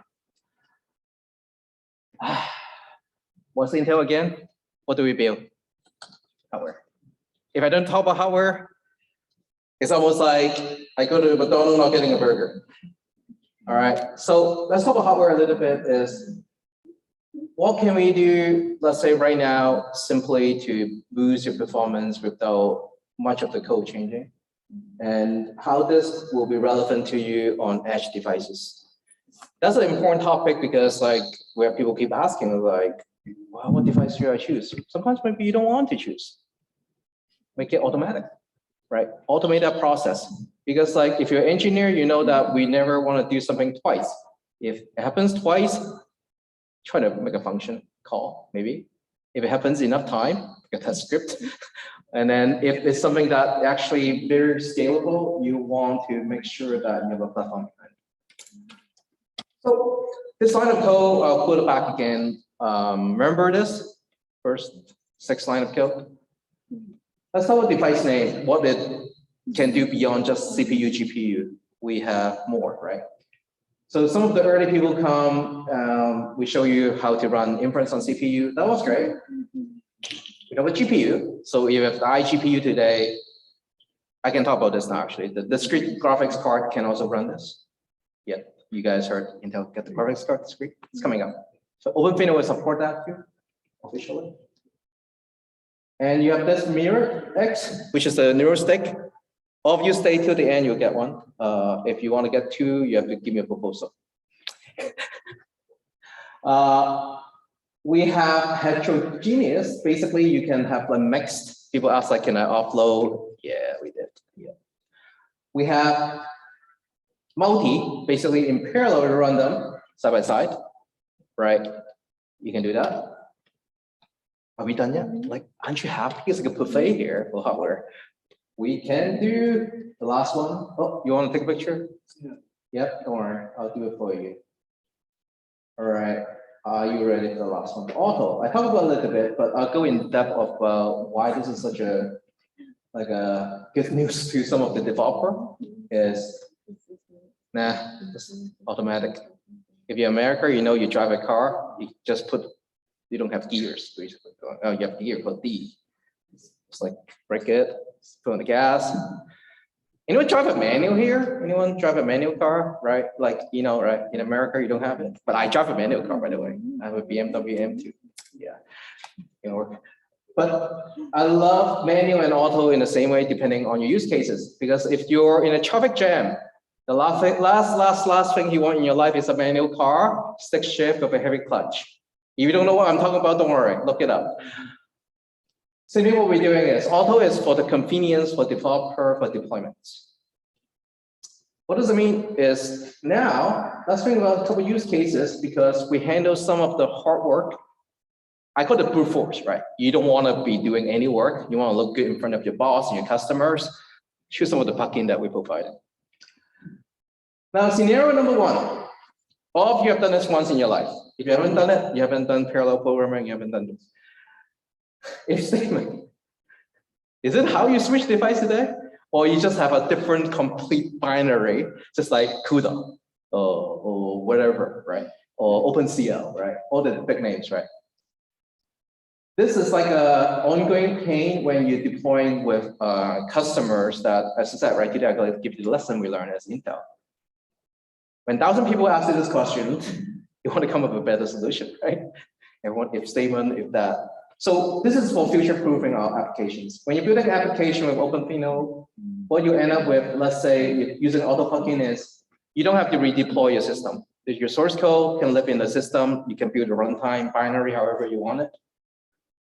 But you can anticipate the upgrade from CPU and GPU will be automatically discovered and get you the boost. And why is it important is sometimes you want to get a server. I don't know what hardware I'm getting. Sometimes I don't, right? Sometimes I'm like doing a lottery. And it happens in a way that this will help you to simplify the applications, unify. Round 2. If you're a gaming developer, you're, let's say, doing something, let's say, interaction, you're sensitive to latency. If you are crunching number behind the scene, you want to get the number out to, for example, you're doing video surveillance. You just want to archive and then track everything here for whatever reason, right? You can do offline, for example, if you want, not real time. You can do throughput mode. You can have latency of a minute, for example, if that's like your use case. Then choosing between these two, oftentimes, if you're a developer, you'll be like, define number of threads, define the batch sizes, define.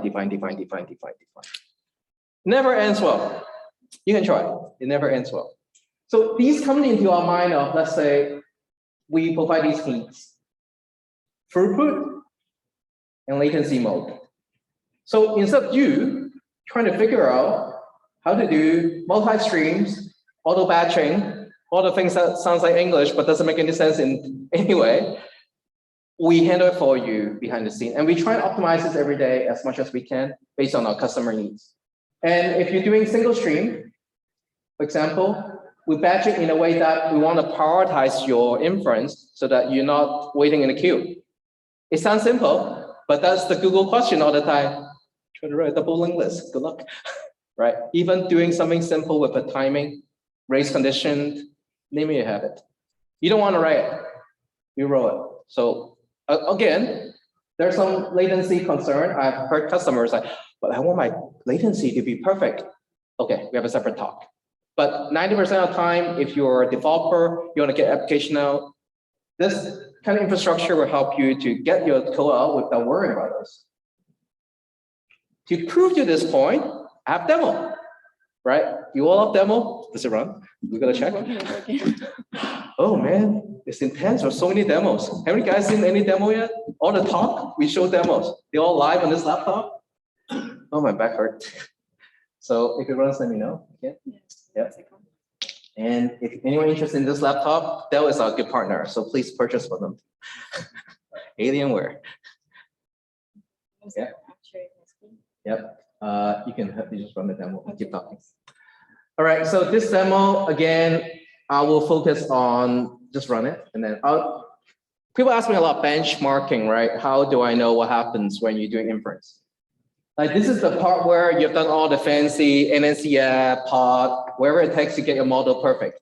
This is the last step to say, okay, now let's think about my deployment hardware, right? So this is an example that you very likely you have to deal with because you want to make sure your customer is happy. So what they're showing here is, go scroll down. Yep, scroll. You don't need to read this. We just downloading the model, converting. I think you all memorize it by now. I say enough, like the whole day. All that. But this is the part. How do I use it, right? Use case scenario. If you are Intel right now, this line of code, if you don't put anything, you don't define your device, is auto. Okay, that's how it is. You don't do anything, it works. Okay, that's what we're trying to do. So today, if you don't define your device today using OpenVINO runtime, this will do it automatically for you. So if you have a GPU, it will offload to it. If you have a CPU, it will find a way to offload to it. But it will offload if and only if it's better in some way. So you may know, why is it not working well? It's not better for your code. We're not doing it, something like that. Okay. Next is if you are like hardcore developer like me, I need control. You see, I drive a manual car. I even define my own auto. So you can define it the way. So guarantee it will be like that. Now, the first thing I want to show you here is scroll. I want to show you how to recognize a dog. Okay, I don't know why I did that. I did that. So I'm trying to show you that running inference with auto is like this quick, right? Yay! I can get like, I don't know, what's the frame per second? Let me do the math. 30? No, 60? 60 frames per second, Thomas? Am I right? No, I'm wrong. 6 frames. 6 frames per second. Yeah, okay. See, oh, I'm tired. I can't do math on the slides. That's how I find. Okay, keep going. But if you look at what happened, no, like go too fast. There's anyone. Go up. I did a comparison. Up, that's down. Yeah. Up. Sorry for that. Sorry, all the scrolling. Where's the second one? Up. There's anyone. Yeah. Yeah, there we go. See why this takes so long? Anyone knows why? Now, I use GPU. Why is it so slow? Transfer. Someone's like writing. Still no. GPU is like not that bad. The bandwidth is pretty good. It's compiling. You have to compile the code the first time to run on GPU. Does it make any sense to you? Different architecture. They don't just like, okay, they don't run just directly, right? That's why I said you don't want to do it because we did it. The whole purpose of this is before you actually running code on GPU, there's a process called compiling the kernel. Anyone did OpenCR in their life ever? Kernel, you know? So actually we did all the hard work to push the code there. But there's a one-time penalty to do work. There's no free lunch, guys, there, right? The first time when you push the model, you have to compile the model. It takes some time. Depending on your model size, this can go really high. So we listen to customers like, is the GPU broken? It's like, no, it just takes time to compile. So this is like a workaround, I would say, in some way. But you also have a way to do this faster. Is the second time when you run it, you can cache the model. Okay? So, but to avoid that miserable user experience, when you use auto, it will do it in parallel. What does it mean? CPU, GPU, when GPU is waiting, my CPU is running. It's like a hybrid car, right? You guys, you know, drive a Pierce. Like you have gasoline, you have like, we just keep the electric motor running, right? And at the same time, you're compiling the model so that you actually crunching number the moment you start the applications. And then behind the scene, it will package it nicely, push it to the GPU. But once it kick in, we toggle over. Take the GPU take over, then free up your CPU. So that way your user experience won't suffer as much. Again, it's like a goodie. I call it goodie. It's not a must-have depending on your application. Secondly, I think this one is very important, is you want to have different throughput, right? So for example, you scroll down and then open the task manager so they can see like what happened when you run it or something. Yeah, so you can see the latency here. Let's study this a little bit. I actually don't understand this. When I see this, I thought the whole thing is broken again. Let me explain it. I spent enough time talking to the engineer for this slide, trust me. I was like, what the hell is going on here? Well, why is it like, okay, I'll explain to you. What do you want to run? Rerun that code, just the performance one. Yeah, just rerun that. Yeah, and then look at the CPU. So now this thing is like burning, right? It's like going up, right? It's like, whoop, like using that much, okay? And then when it's like doing this right now, you start to look at the GPU. It will switch up. Is it? No? Oh no, this is no, not yet. I'll show you what happened in the performance thing. This is not the auto yet. But like you see the spike here, right? Let's memorize the spike here a little bit, right? And then now it's doing GPU. There we go. You see this now? Anyone notice what happened? I was like, is it broken? No, that's the way it is, right? So this is the part that is spiked up to compile your model. You lower that up. The drop is like, here you go, my GPU take over, and then continue the process. Does it make sense? Okay, everyone's kind of like, I lost everyone again, one more time. Oh, we good. Okay. And that's why the latency kicks in like that. So now if you go here, take a look at here. So this is the throughput hint. So you notice like the latency is like, okay, it's really high in the beginning, and then drop the latency down a little bit, but the throughput is like, boom, right? So basically that's the toggling. All right, next one, latency hints. You don't have to rerun it, but this one, just look at the numbers. You can see what it means. And you can try to run it here if you want, but the key of this one is, you notice like, look at the latency, super, super low. But I don't have that 500, like 600 FPS, right? The reason this doesn't have it is like we prioritize this over this number. And when you're doing something 125 FPS, do I care about 500 FPS? Nah, right? So this is like a very important, like if you're doing 6 milliseconds latency, you're talking about gaming responsive experience, right? Hundreds, anyone play Diablo? Think about pings that's like over 100? It's a pain. So anyway, so these are all the like very important tricks that for you building applications. What it means in general is if you think of this graph, right? If you want to suffer a second latency, that's your application insensitive to that, go for it. You get a lot of FPS, right? You're punching the heck out of it. Or you want to be sensitive to this way. And this tiny change in the code change the behavior of the engine, right?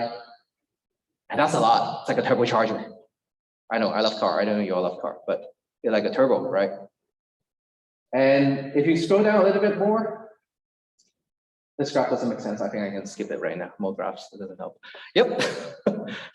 So a lot of graphs. But the last one is very important to you because that actually is to bring home that one line of code that actually you define what the behavior of the engine, you can really dramatically change the output.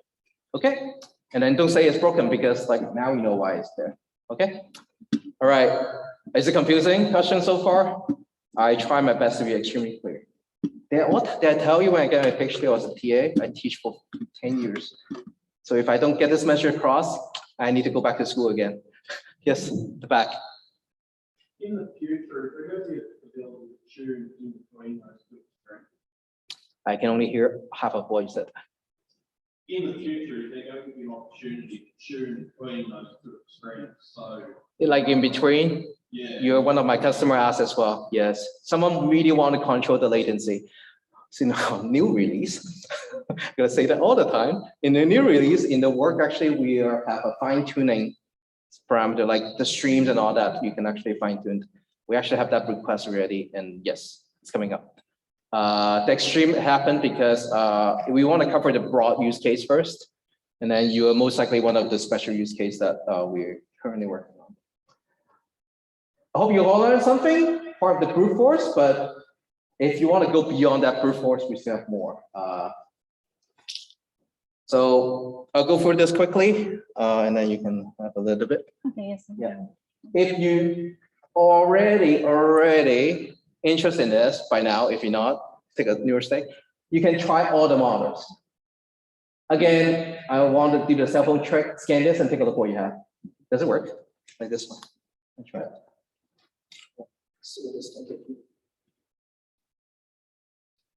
So this is the model, like open model suite repository. So the best way to look through this is look at the code if you're on a cell phone and extend it. And when you use GitHub, extend it, you see models. Click on it, then you see Intel and public. And you click on that, you have hundreds of models you can play with. And you click on any of them, let's say action recognition. There's like a sample video or pictures with performance, with everything, input, output. So this is my go-to repository before I do any work. This is where you find hundreds of models. And there's a difference between Intel one and also the public one. Maybe we share a screen on the model open source. The next one. Yeah, I'll explain that. I explain the repository for you. Okay. Yeah. I'll go through the slides and then to prepare the model suite. I'll explain the repository, how to find things. When I first joined Intel, I didn't know it exists. After I start using it, I feel like, oh, so many things you can try, right? So what does it have here? You have Adrian here, right here. That's Adrian. You have more Adrian there. That's also Adrian. And we have Paula there. No, that was object detection. That was a human pose estimate. This is action detection, recognition, action recognition. So that's her getting her son to wash dishes and laundry, and she did the scuba diving. That's how we get married. Is it the same? Yes. Yeah, she All got the same- married. all the She got same proposal thing. on the ground. I mean, underwater. Yeah, and it will know that you're doing homework. So this is the most practical tool once you have kids. No, just kidding. All right, but this is very interesting because the possibility are endless once you think about this. Each of these demo have a lesson behind it. These are all lessons, by the way. We wrote a tutorial, so you don't have to like, why is it there? Well, we give you all the explanations. You have that map. This one is really cool. It's published by Intel. You know Intel Research? Anyone? Intel Lab? Yeah. So you there? You from there? Is the best something? This one? There we go. I feel so proud. Oh, thanks God. Good. Okay, I didn't say it. Okay, he said it. Okay, I didn't know. But this is done by Intel. You know how they did it? It's kind of funny. I think the paper were like watching 3D movie. Am I right? They watch all the 3D movies. Yeah, it was super fun. So what? Let me explain what is happening here. You have this thing here. you have disparity map. I think that's what this is looking at. It's not that map because you don't have the actual information about the camera, so you cannot know disparity. It means like, I don't know how to explain it, the difference between two cameras. Yeah. Basically, that's the wire. Yeah. You give anything. Yeah. It will predict the position. Yes. Only few networks can do that. Right. And that's so cool because look at him. He gets segmented from here almost, right? And this algorithm were done by one single camera, right? This is an estimate with a single camera. There's no like second camera, no depth sensor. And if you pair this with a depth sensor, you can have like even more fun if you want, right? And we do have a company that's that I've been saying at Lasagnas, right? So they have also shipping depth camera will be this. That's OCR. They work with Chinese, Korean, Japanese. What else? English, of course. I forgot about English. I don't speak English very well. So this is real time as well. You can do this on your laptop. Do it up front. And this is from Pedal. You ask what's Pedal? This is Pedal. I'm so proud of the Pedal thing. It's like super good.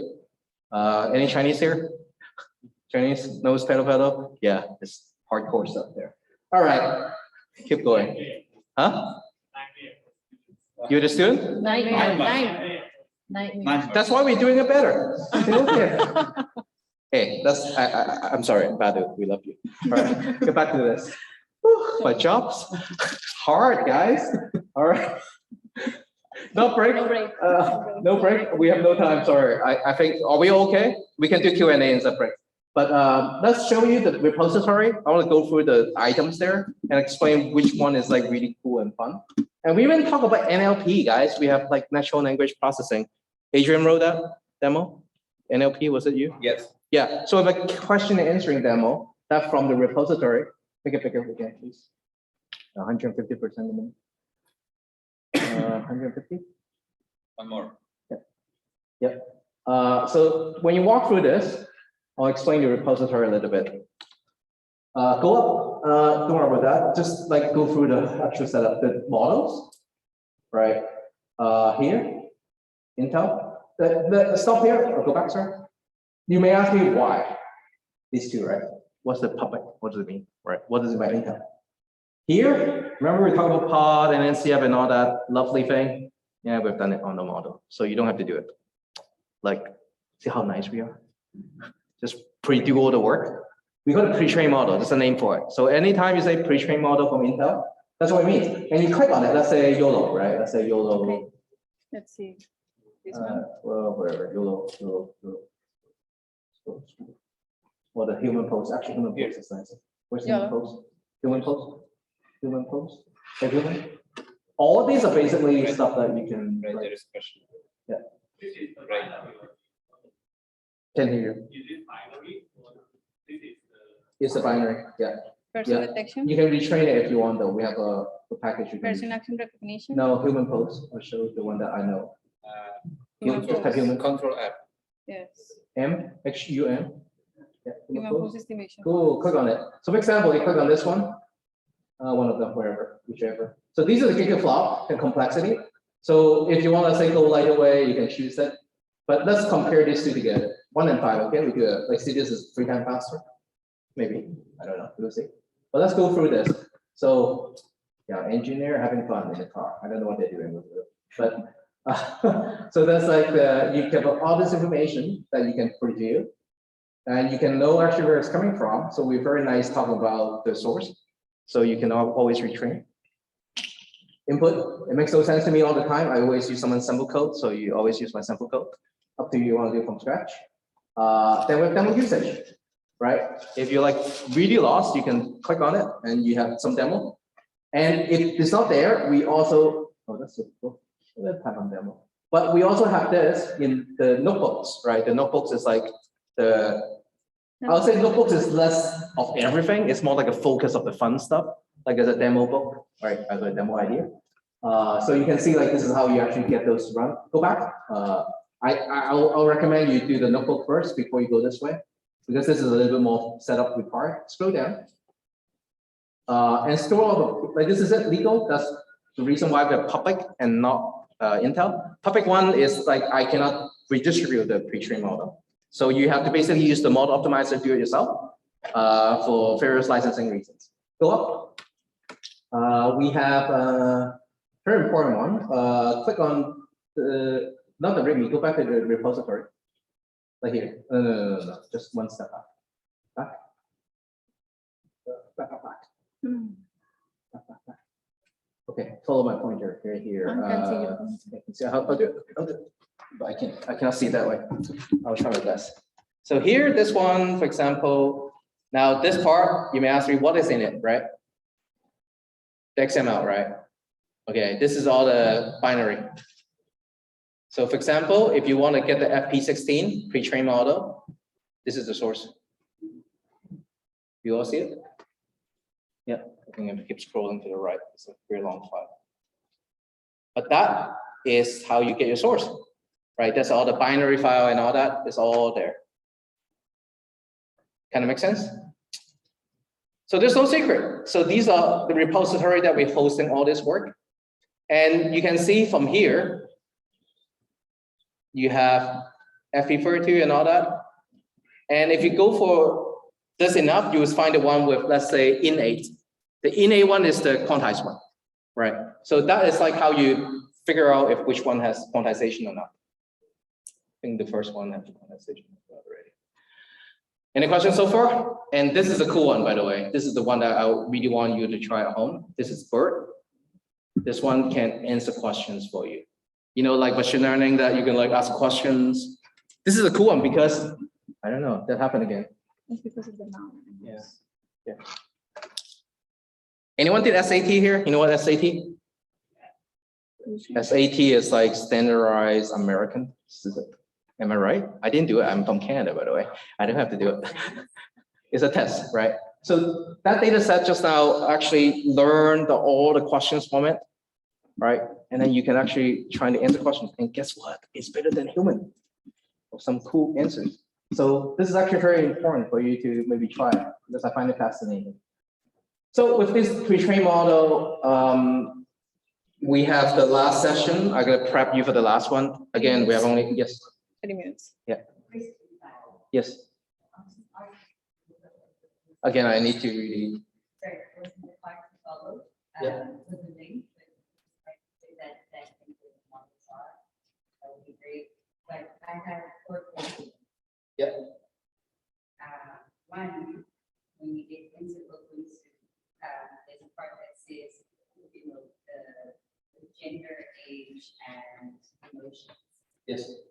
I'll reserve that. 2, you mentioned the public models of OpenVINO.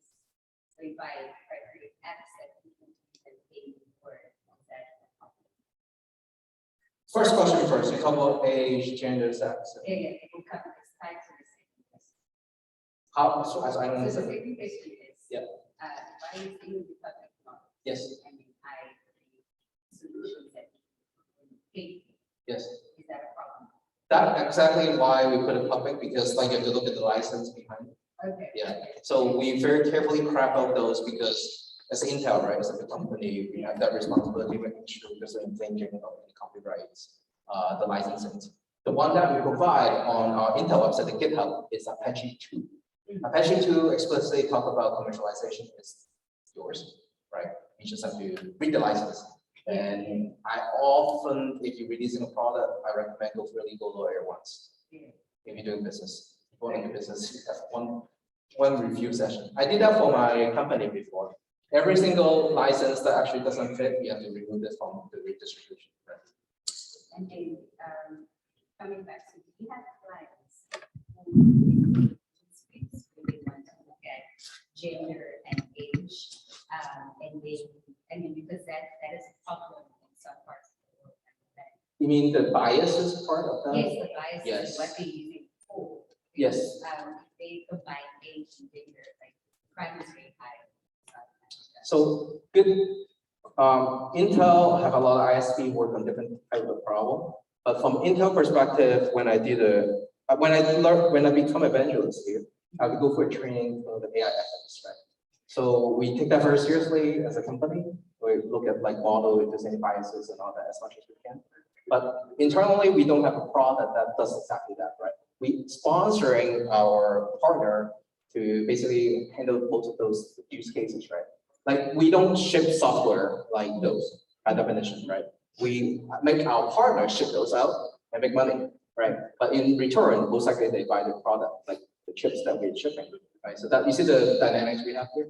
Yeah, yeah. Like we're helping a lot of product from others. So us is like to help your partners if they want to deploy something from scratch. Yes. Certain parts of the Yep. screen, but they be looking at certain things like age and It, gender. I've seen that, And yeah. then you advise them on how. We don't advise that exactly. It's a relatively sensitive topic because different regions have different criteria. Like Europe, for example, you can have him answer some of that. Europe has different criteria about how they use AI. I did a talk about this with BMW group with Robotron recently on it's on the last conference.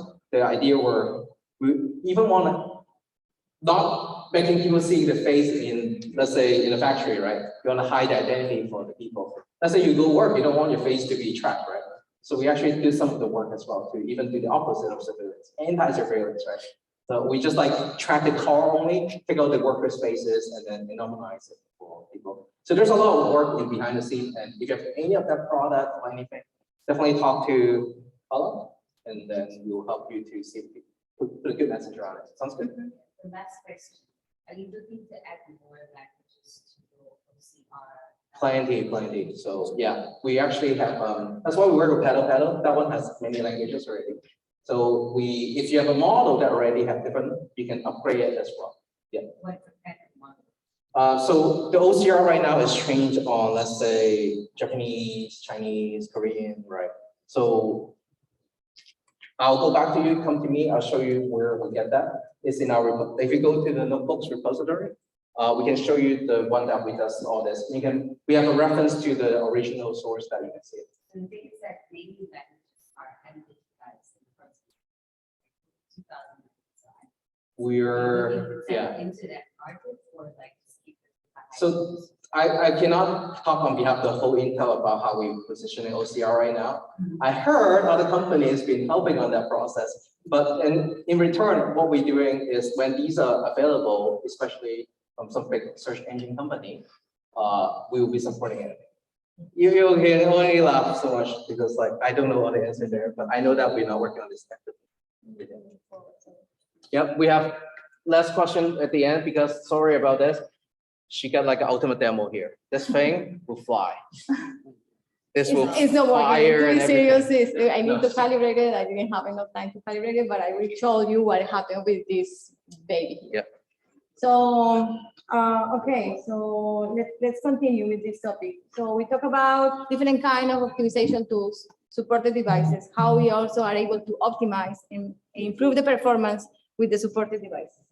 So right now I want to talk about a new tool that OpenVINO, I mean the ecosystem that OpenVINO has create.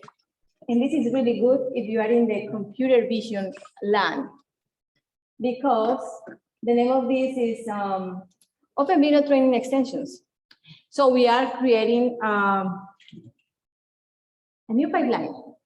It's a framework for computer vision. So right now we have PyTorch, we have TensorFlow, we have like a deep learning frameworks. But this framework is a computer vision framework. So this is an umbrella, and we are covering here 6 computer vision tasks. We have semantic segmentation, rotate object detection, object counting, object detection, image classification, and we have also anomaly classification, detection, and segmentation. And this is really, really good because with just one single tool, you are able to train your model from scratch, or also you are able to work, make that task with transfer learning. So I really encourage you to visit the repository that we have. And if you are an Ubuntu developer and you have these requirements, you can install the process and let us know what happened. If you have issues, or just please comment in the repository also. So we have some requirements. If you have GPU, you know, you run the training faster, but if you don't have, it's no problem. You can still running the training just in the CPU. So what is OTE? I'm so sorry. So you want to take a picture of this? Sorry, so sorry. It's fine. So, well, I want to talk about the components that OTE has. So the components that OTE has is OTE has algorithms, and we are talking about several algorithms per computer vision task. So what happened? We are not working with tiny or small data sets as the academy is working with. We are working with bigger data sets, and we have a great pre-trained models. So we have the option to work with that models as a template, and we are using these templates to work with the transfer learning. So OTE also has command line, and this is great because we have different operations there. You are able to train, you are able to create the evaluation, the validation, and also the deployment. The deployment is really important, and I want to keep the deployment at the end, just to explain a little bit how it's working that. But we have also an SDK. So you are able to combine and join the algorithms with the command lines, with the SDK. And the deployment that is important with OTE, you are able to have two things, important things, the model in intermediate representation format, and also you are able to have this model in PyTorch. And you are able to have the deployment code from OpenVINO. You have the example. You will have like an OpenVINO.zip folder when you have all integration and requirements that you need to install, what you need to install to run OTE, I mean the deployment of OTE. And you are able to do that. And this is a great tool. So, okay. So we have three great messages here. So OTE has models pre-trained with a larger images, as I told you at the beginning. It's a simple development interface where you are able to make training, evaluation, validation, and deployment. And also has an optimization with NNCF and POT that I hope that all of you know about those tools today. So, you know, what is POT, by the way? You can get prices. Post-train optimization tool. Yes. And NNCF? Okay, you get prices, so just come. So, okay, great, thank you. So we have, if you have an idea, I mean, you have an idea, you have a new project, you have data set, you need to have the data set annotated. Also, you are able to use CBAT with annotations. That is also an OpenVINO annotation tool. So with the annotated data, you could select the model from the templates in the list that OTE has. And then you are able to train your model using OTE. I will show you that in just some minutes. And then you are able to compress the model with POT or NNCF. So, and this is just like a mix of everything. And also optimize the model with the model optimizer and convert this model to have this intermediate representation format.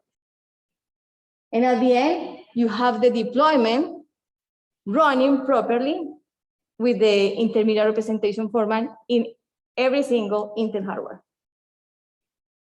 So I have this crazy idea. I wanted to go to the supermarket and make like an automatic checkout. And okay, I can go to the supermarket and buy the vegetables and fruits by myself and just make the training and test OTE. So this is the thing that I made. I create an object detection task. I was using that. So let me show you. Okay, thank you. There, yes. So I have here object detection. So I have here the initialization. SDK is initializing everywhere. Also the command line that I told you. So we have here the register templates.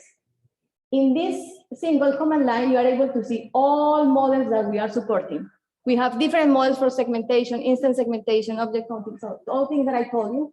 And I'm selecting here SSD. So, okay, this up. SSD. I'm selecting SSD. And I'm using this constant object detection Gen 3 SSD. And I just charting here the default hyperparameters. But I need to check if I have hardware to run this, for example, the bash stats. So here the default, let's see. So, and I need to have the data set and the annotations. So depending on the task, you need to have the proper annotations. But in this case, I'm just coming here the proper JSON files.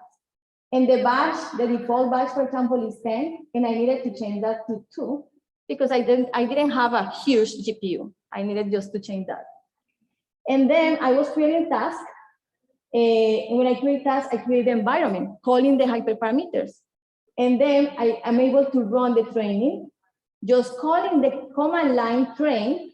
This is simple. This is one also the key messages that we have with OTE. It's a friendly tool.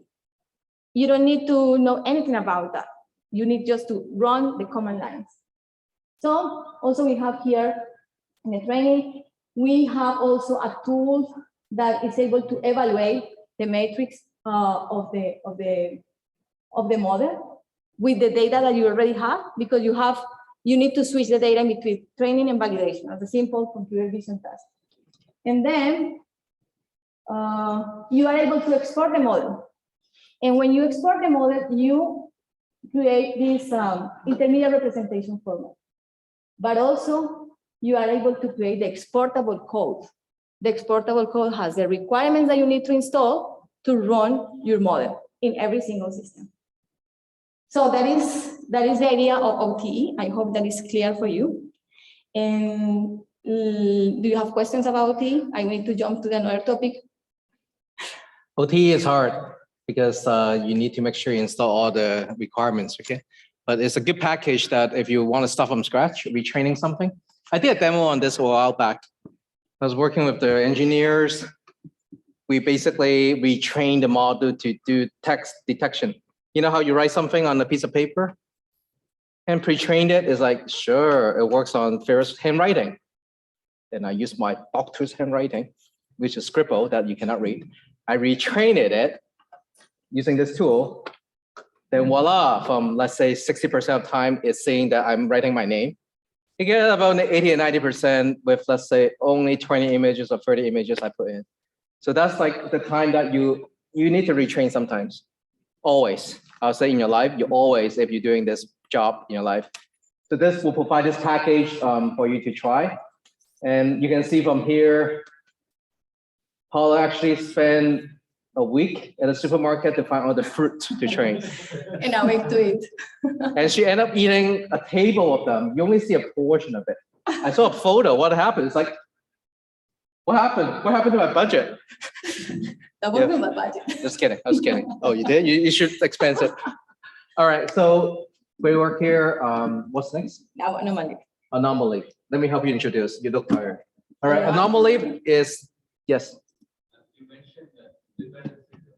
Could I come back to It just, yes.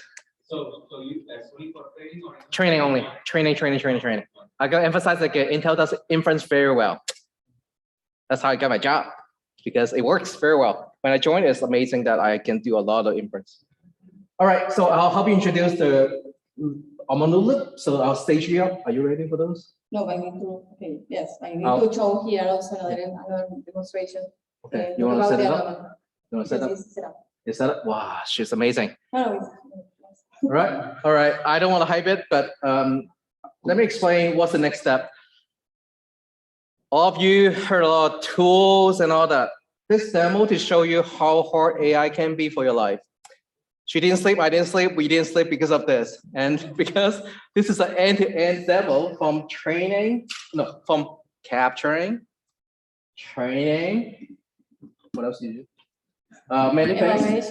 Evaluation, and deployment. and then, well, not only that, optimization, deployment, control, and dumping this little thing. All right, like nothing here is easy. And It's you see not working, robotic it's just arm? making the calibration, so. It's calibration. Yeah, let her be. And if it doesn't Don't- work, that's okay. If it Don't be works, so excited. yes. You know, the reason we're doing this is want to show you that in every part of the journey, we have something for you, right? To prove this point, we built the whole thing from scratch a month ago, 2 months ago, 2 months, maybe. Yep. So that's how much we love CVPR. It's organized and living. Invite us back next I year. do like more. All right. Before we start there, anyone know about anomaly? Okay, make it simple. Do you know what an anomaly is, right? Like when you have an image. Okay, I'll give you a use case scenario. You are making candy, you're a candy factory. And your candy is supposed to be round. Okay, as a dumb example, but it's actually a real example. And then every time you have a bale of candy, the not round one should be not shipped because I expect my candy to be round, but how come turn you a triangle? I don't want that, right? So in machine learning, computer vision back then, people do it a little bit differently. They use like, draw a contour and all that. That's an easy case, right? You can say, oh, this one's not round, discard it. What if they're potatoes? What if you have apples? When you having this use case is getting more complicated every time. We build from scratch. Are you gonna do something dramatic? Just test. Okay. But it's not working. I mean, I know that it's not working, so Oh, it's not working. So we have a non-working test right now. it's not working test. So we'll pick up a cube. So let me explain you. So we have holes in the cube, and we can select. We don't have enough defects in the data set. We have a lot of goods, and we don't have enough defects. So the idea with that is the camera is taking the picture, and I was running anomaly before that, and that with that we are able to see what happened with the. But in this moment, it's not working. So Are you it's showing wrong. something? Yes. So the point is that. Debug in the camera. I don't know, it's fine. So the point is that I work with this environment, I mean, this robot in Windows is terrible. Don't do that. So I have a lot of, because I wanted to have my 12th generation running with the anomaly, Yep. and also the. Should I plug it back in for you? Okay, I think that I have a problem with the computer. I have serious issues. I mean, Okay. I think that it's a virus or something like that. Yeah, but So the point is that we have different objects. I want to show you the demo. I mean, the demo in the notebook. I think that I'm not able to show this demo today, but I want to show you a video. So just let me show you what is the concept of anomaly in general, the components that I have there, and how we can use anomaly for different kind of things, not just for factoring, also for medicine. And I think that this is one of the challenging things that we have in AI with computer vision, is that we don't have enough data. If we don't have enough data, we have problems because we don't have a good models.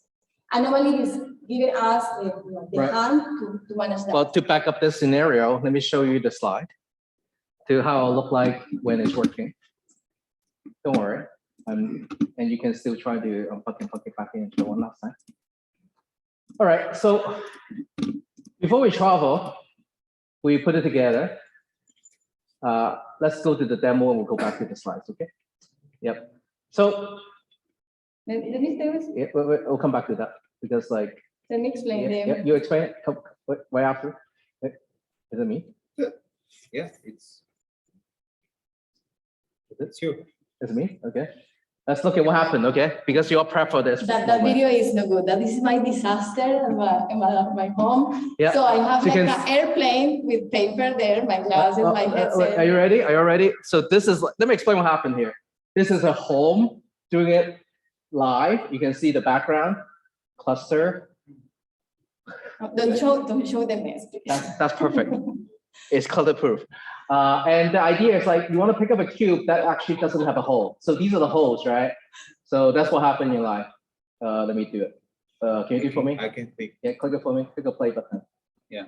Yeah. So what happened is, it's playing right now. Oops, I don't like it. Boom, drop it. So the idea is like, she trained a neural network to understand what is the abnormal part of, let's say, a cube. Let's say this is an apple, for example. Nah, you don't want an apple with a hole, do you? I don't think you ever want to buy Apple at whole. Then the idea of this is like, okay, if any time it sees something that actually not fitting to the criteria, the algorithm is quite simple. You train your network, look for things that actually have a heat map of, let's say, bad stuff. And the camera will make a decision with the brain, or say the brain is a neural network to say, okay, this is not good enough, and make a decision and drop it. The reason it's slow is it's not the camera is slow. Well, it's not the camera, it's not the algorithm is slow. We're doing it slowly to demonstrate this. So you can run this like 100 frames a second, maybe 100 of this, and then keep dropping them, right? And what am I supposed to do here? Let me share my screen. Oh, it worked. So this is the moment that it will not like, I don't want to, like, that's where you lose your money, right? You want to drop that cube or you want to ship it, right? Can this be good apple, bad apple, good potato, or bad potato, right? And you train this neural network with all the tools you learned today to do this, and she's brave enough to try again. And that's what we're trying to do. Are you doing it? No. No, okay. All right, but that's idea. I want to show you another thing with anomaly. I think that is very important that you know Right. maybe how is working anomaly, how you can work with anomaly. So Yeah. this is, you can also see this demo maybe in the happy hour. Yeah, we're So- doing it again. Okay. So we will try to show the Awesome. Well, in short, I think this kind of demo, we put a lot of heart into. Think about the user, right? If you're, let's say, building a system like this from scratch, we tested that most likely you'll get support. All right, that's it for now. For there, you want to go back to what the anomaly is and explain to the audience a little bit there? Okay, so. Yep. Okay, go back. Here we go. Can you help on the back if anything? Okay, so anomaly, as as Raymond mentioned that, so I just want to bring here, I mean, the idea. It's similar pipeline that for the OTE, no? So OTE is also, I mean, the foundation for anomaly detection, for anomaly classification and segmentation is in the anomaly. So OTE is using anomaly to do that. So the point here is that we have an idea and we have a data set. What is the difference with OTE? We don't need to annotate the data set. And this is a big challenge that we have here. So I can say, this is good, this is bad. This is the simple annotation that I can do with that. And I will tell you my experience. I was working with 5 cubes, good cubes, and 3 with anomaly. And I trained the model. And the model was working perfectly at that time. Just with 8 cubes, I create a model to detect an anomaly. That was really good. It could take me maybe 10 minutes, just making the setup of the camera, and that's it. So running the notebook and the information that Anomaly has is great. Anomaly is another tool that the OpenVINO ecosystem has. And it's a well documented, so you can go there, you can go to the OpenVINO toolkit organization in GitHub and find anomalies. Also, you can take a look at the QR codes. So, sorry. So also we have here the train part, the testing. So we are providing also test tools. And also we are working with training and optimization with intermediate representation or OpenVINO format. And also we are able to create the deployment part. So the components that Anomaly has is that we have around 10 algorithms to work with anomaly detection. And that is impacting mainly the industry, because these kind of things are mainly in the industry, but also in the medicine. We don't have a lot of patients with illness. We don't have a lot of defect objects in the factory, in the process, in the production system. So we are using right now a lot of 10 algorithms that we are able to work properly. Modules. So we have different modules, and the meaning of that is that we are able to work with different modules are data set. And this data set is just one single module. So you are able to use that module and you can connect with another kind of things. The modularity thing that is one of the advantages that Anomaly has. We have also the models the pre-processing part. So if you have like a huge image, you are able to tile and just create like sections of the image, and you can do that in the pre-processing part, and you are able to make the inverse in the post-processing part. That is another module. We have the models module that are working with feature extractions, and we have the train module. So we are able and you are able to work with different modules independently. You can make the things that you want to do. The modularity that the library has is great. So the next is the tools. Is there any constraints of the data set? You said that you trade with 5 good, 3 bad. So is there any constraint that is there a homographical constraint that only that object should be there, or it just works around the walls? So it depends. So for example, in the industry, you have it's like a regular scenario. It's just changing one little thing. So okay, so it has that. It should be that particular, not too much homographical. yes, for example, in anomaly classification, that is the case. Okay. For anomaly segmentation, you need extra annotation. So in that case, you need annotation, and you can change the scenarios in that case. But this is maybe the scenario for the medical images. For the factory and the production lines, you can see more the same scenario, just with little changes. And the tools. So we have the train tool, the testing, the validation. And you are able to work with, so we have the train, we have the testing, we have the optimization tool, and the deployment tool. So we have these 4 main tools. So the great point here is that this library is working, the foundation is PyTorch. You're able to work with PyTorch Lightning. And the train is working with PyTorch Lightning, the testing also. The optimization is working just with OpenVINO. And the deployment, you are able to deploy your model in PyTorch, Onyx, and OpenVINO. So you have a wide range of possibilities. And this is also good. So, and the next, the last part that is the most impressive is the deployment. So, because as I told you, you are able to work with this. You have the flexibility that is one of the advantages that Anomaly has. So, okay, you saw let me show you the demo. Let me show you the code. I want to go to the. You're brave enough to do it again, huh? Can I share my screen? So we have demo code behind it. But I want to show the demo in the notebook. Yep.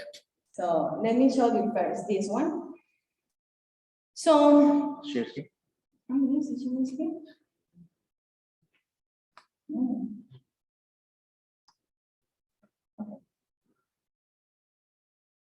Okay, so. We're running it. Okay, so. It's okay to crash it. It's okay. We're doing it live, guys. Right? But we'll show you all the processes behind it. Because she's debugging on the hardware level mostly. It's a new hardware. First I want to show you, so we are working in different benchmark data sets. So I don't know, do you know MBTech data set? This is a benchmarking data set for industry. If you are working in the industry or you have plans to prototype anything, I really encourage you to visit MBTech, and they have a great data sets. So in this case, I would want to show you here. So we are working with PyTorch Lightning, as I told you. And we are working with these modules. So we have data, the models, the pre-processing, the models, the modules that I told you. And in this case, we have here 7, but we have in the repository 8, 10 algorithms that you can run for different anomaly tasks. So classification, detection, and segmentation. So you need to configure, and this is the core of anomaly. So here we are setting up the modules. So let me show you. We have here can you see it? Or yeah. Oh yeah, one more minute. 1 minute. Oh, a minute. Okay. Yeah. Get to the meat. Okay, so you have here the modules data set. So for example, in this case, I'm working this demo. I have a cubes, and I have a folder. This is the format that I need to use, and I have this data set cubes, the data set that I made. So you have here a lot of information, so you can just come here and see what kind of things we have per module. So we have the model, the metrics, the projects, so the optimization. When you want to optimize with OpenVINO, you need to apply this through. And okay, so you can see what happened with that. Let me show you. So we have the validation, and we have here the results. Yes. So- Isn't that cool? You find where the heat maps. So in this moment, I mean, this information is not really good. So, I mean, maybe the first trainings that I made were better, but this is not because of anomalies, because of the problems that I have with my computer. So, but normally the anomalies is more than 60% in these cases. So you can see here, this is anomalous with a 56% of confidence that is anomalous. And we have anomalous for all. This is a normal piece. And the point is that I can create just a score and check the score. If the anomaly, if the confidence is higher than 50%, it's like an anomaly. And I can put the cube out of the conveyor belt. That is the point. This is a single classification. And the point is that I need to split the data set in between abnormalities and normalities. So that is the unique annotation effort that I need to do. But let me show you something. I mean, this is really cool. This is an anomaly segmentation. So this anomaly segmentation is coming from the data set that I told you, MVTech. And we need to have here the annotation. So the annotation of the area that is, we have the anomaly there. And we have here also the heat map where the anomaly was detected. So, and this is great. So this is coming directly from the anomaly detection. So this is the result. So you can see here. So we have the ground truth, we have the image. So this is a bottle. We have if it's good or bad, if it's breaker or not. So we have the ground truth, we have the predicted heat map, and we have the prediction mask. And this is really good. I don't need to use. I was spending maybe 1 minute or less than 1 minute, I think, in order of seconds to train the model. And this is impressive. I really encourage you to visit the repository and go there and install Anomaly and try yourself. Good. All right, we're gonna wrap it up. Show you. Hold on. Okay. Wrap up. All right. To find out more, you know my contact. Let's go through the closing very quickly. Yeah. Stop sharing. Oh. Okay. Yeah. All right. All right. For all the audience, well, you saw it. Well, you're the 1% today. If you forgot, no, 0.1 of the 0.1, right? Something like that. At Intel, when I joined, I think that's the reason why this is like not popular enough, because such an amazing tool on your hands. If you can turn this into 10%, let's say you teach your friends again, learn, let's say, well, Intel can do this AI stuff, you can teach the next person. This will change the whole dynamic of, that's why I'm here. We're doing research, right? The whole point of research being successful is someone else use your work. Having this in mind, having that maybe not 1% of us, 10% of us, let's say, especially of a professor I heard here. Am I right, professors? I'm very enjoying talking to all of you about this tool. And hopefully one day you remember what happened today. I hope 10 years from today, you say, I'm the 10% now, right? Yeah, I'm making the difference.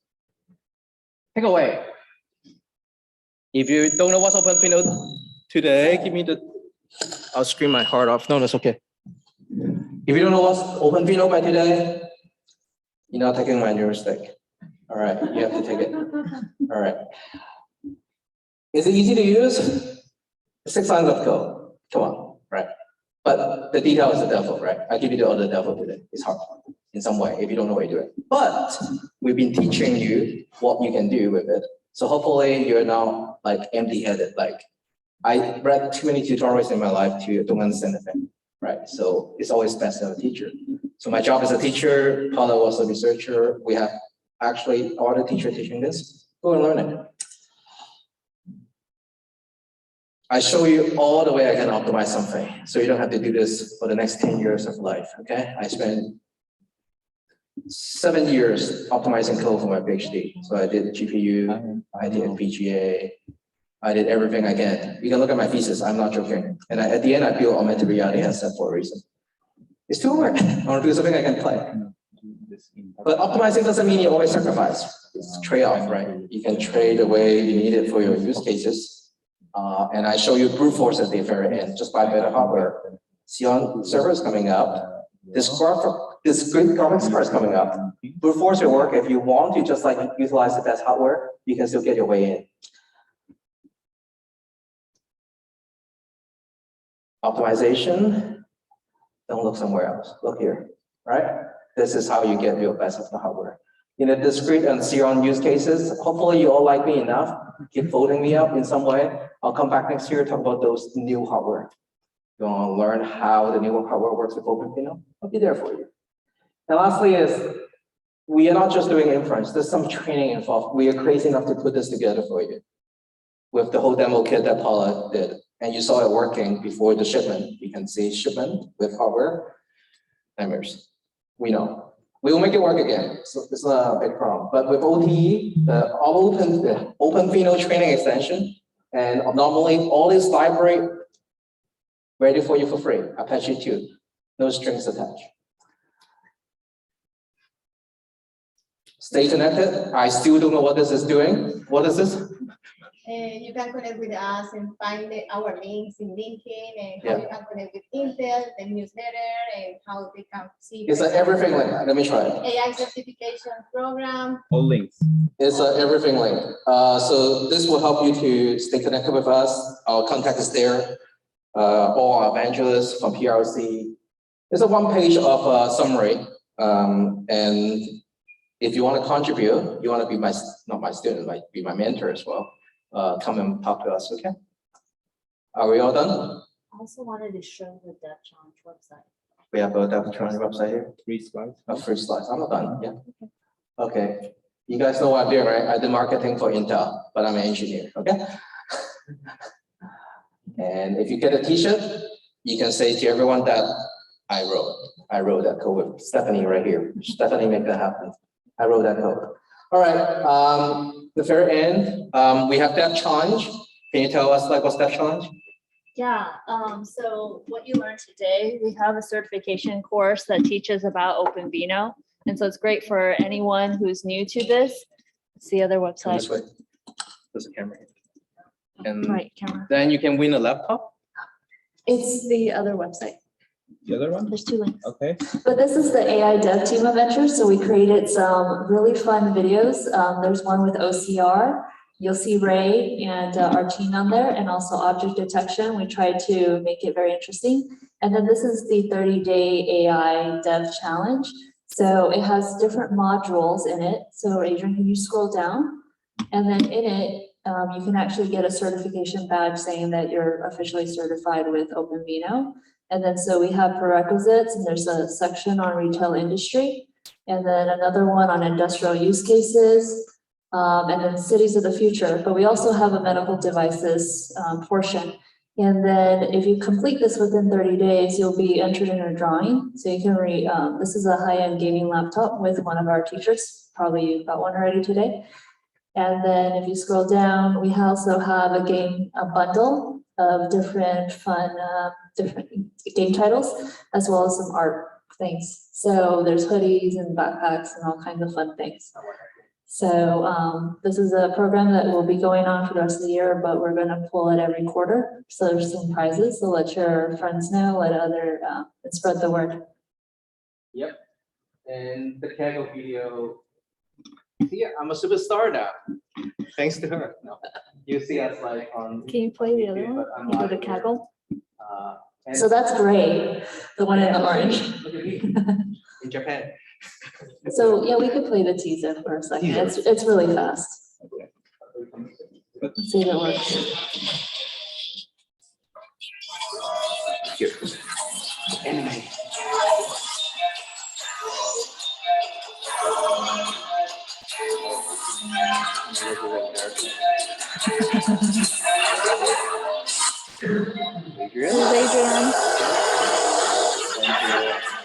follow it on the next step.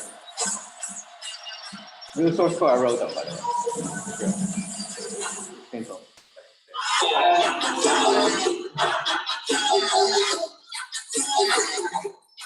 Oh, sure, not easy. You can check out that one lemma to chart.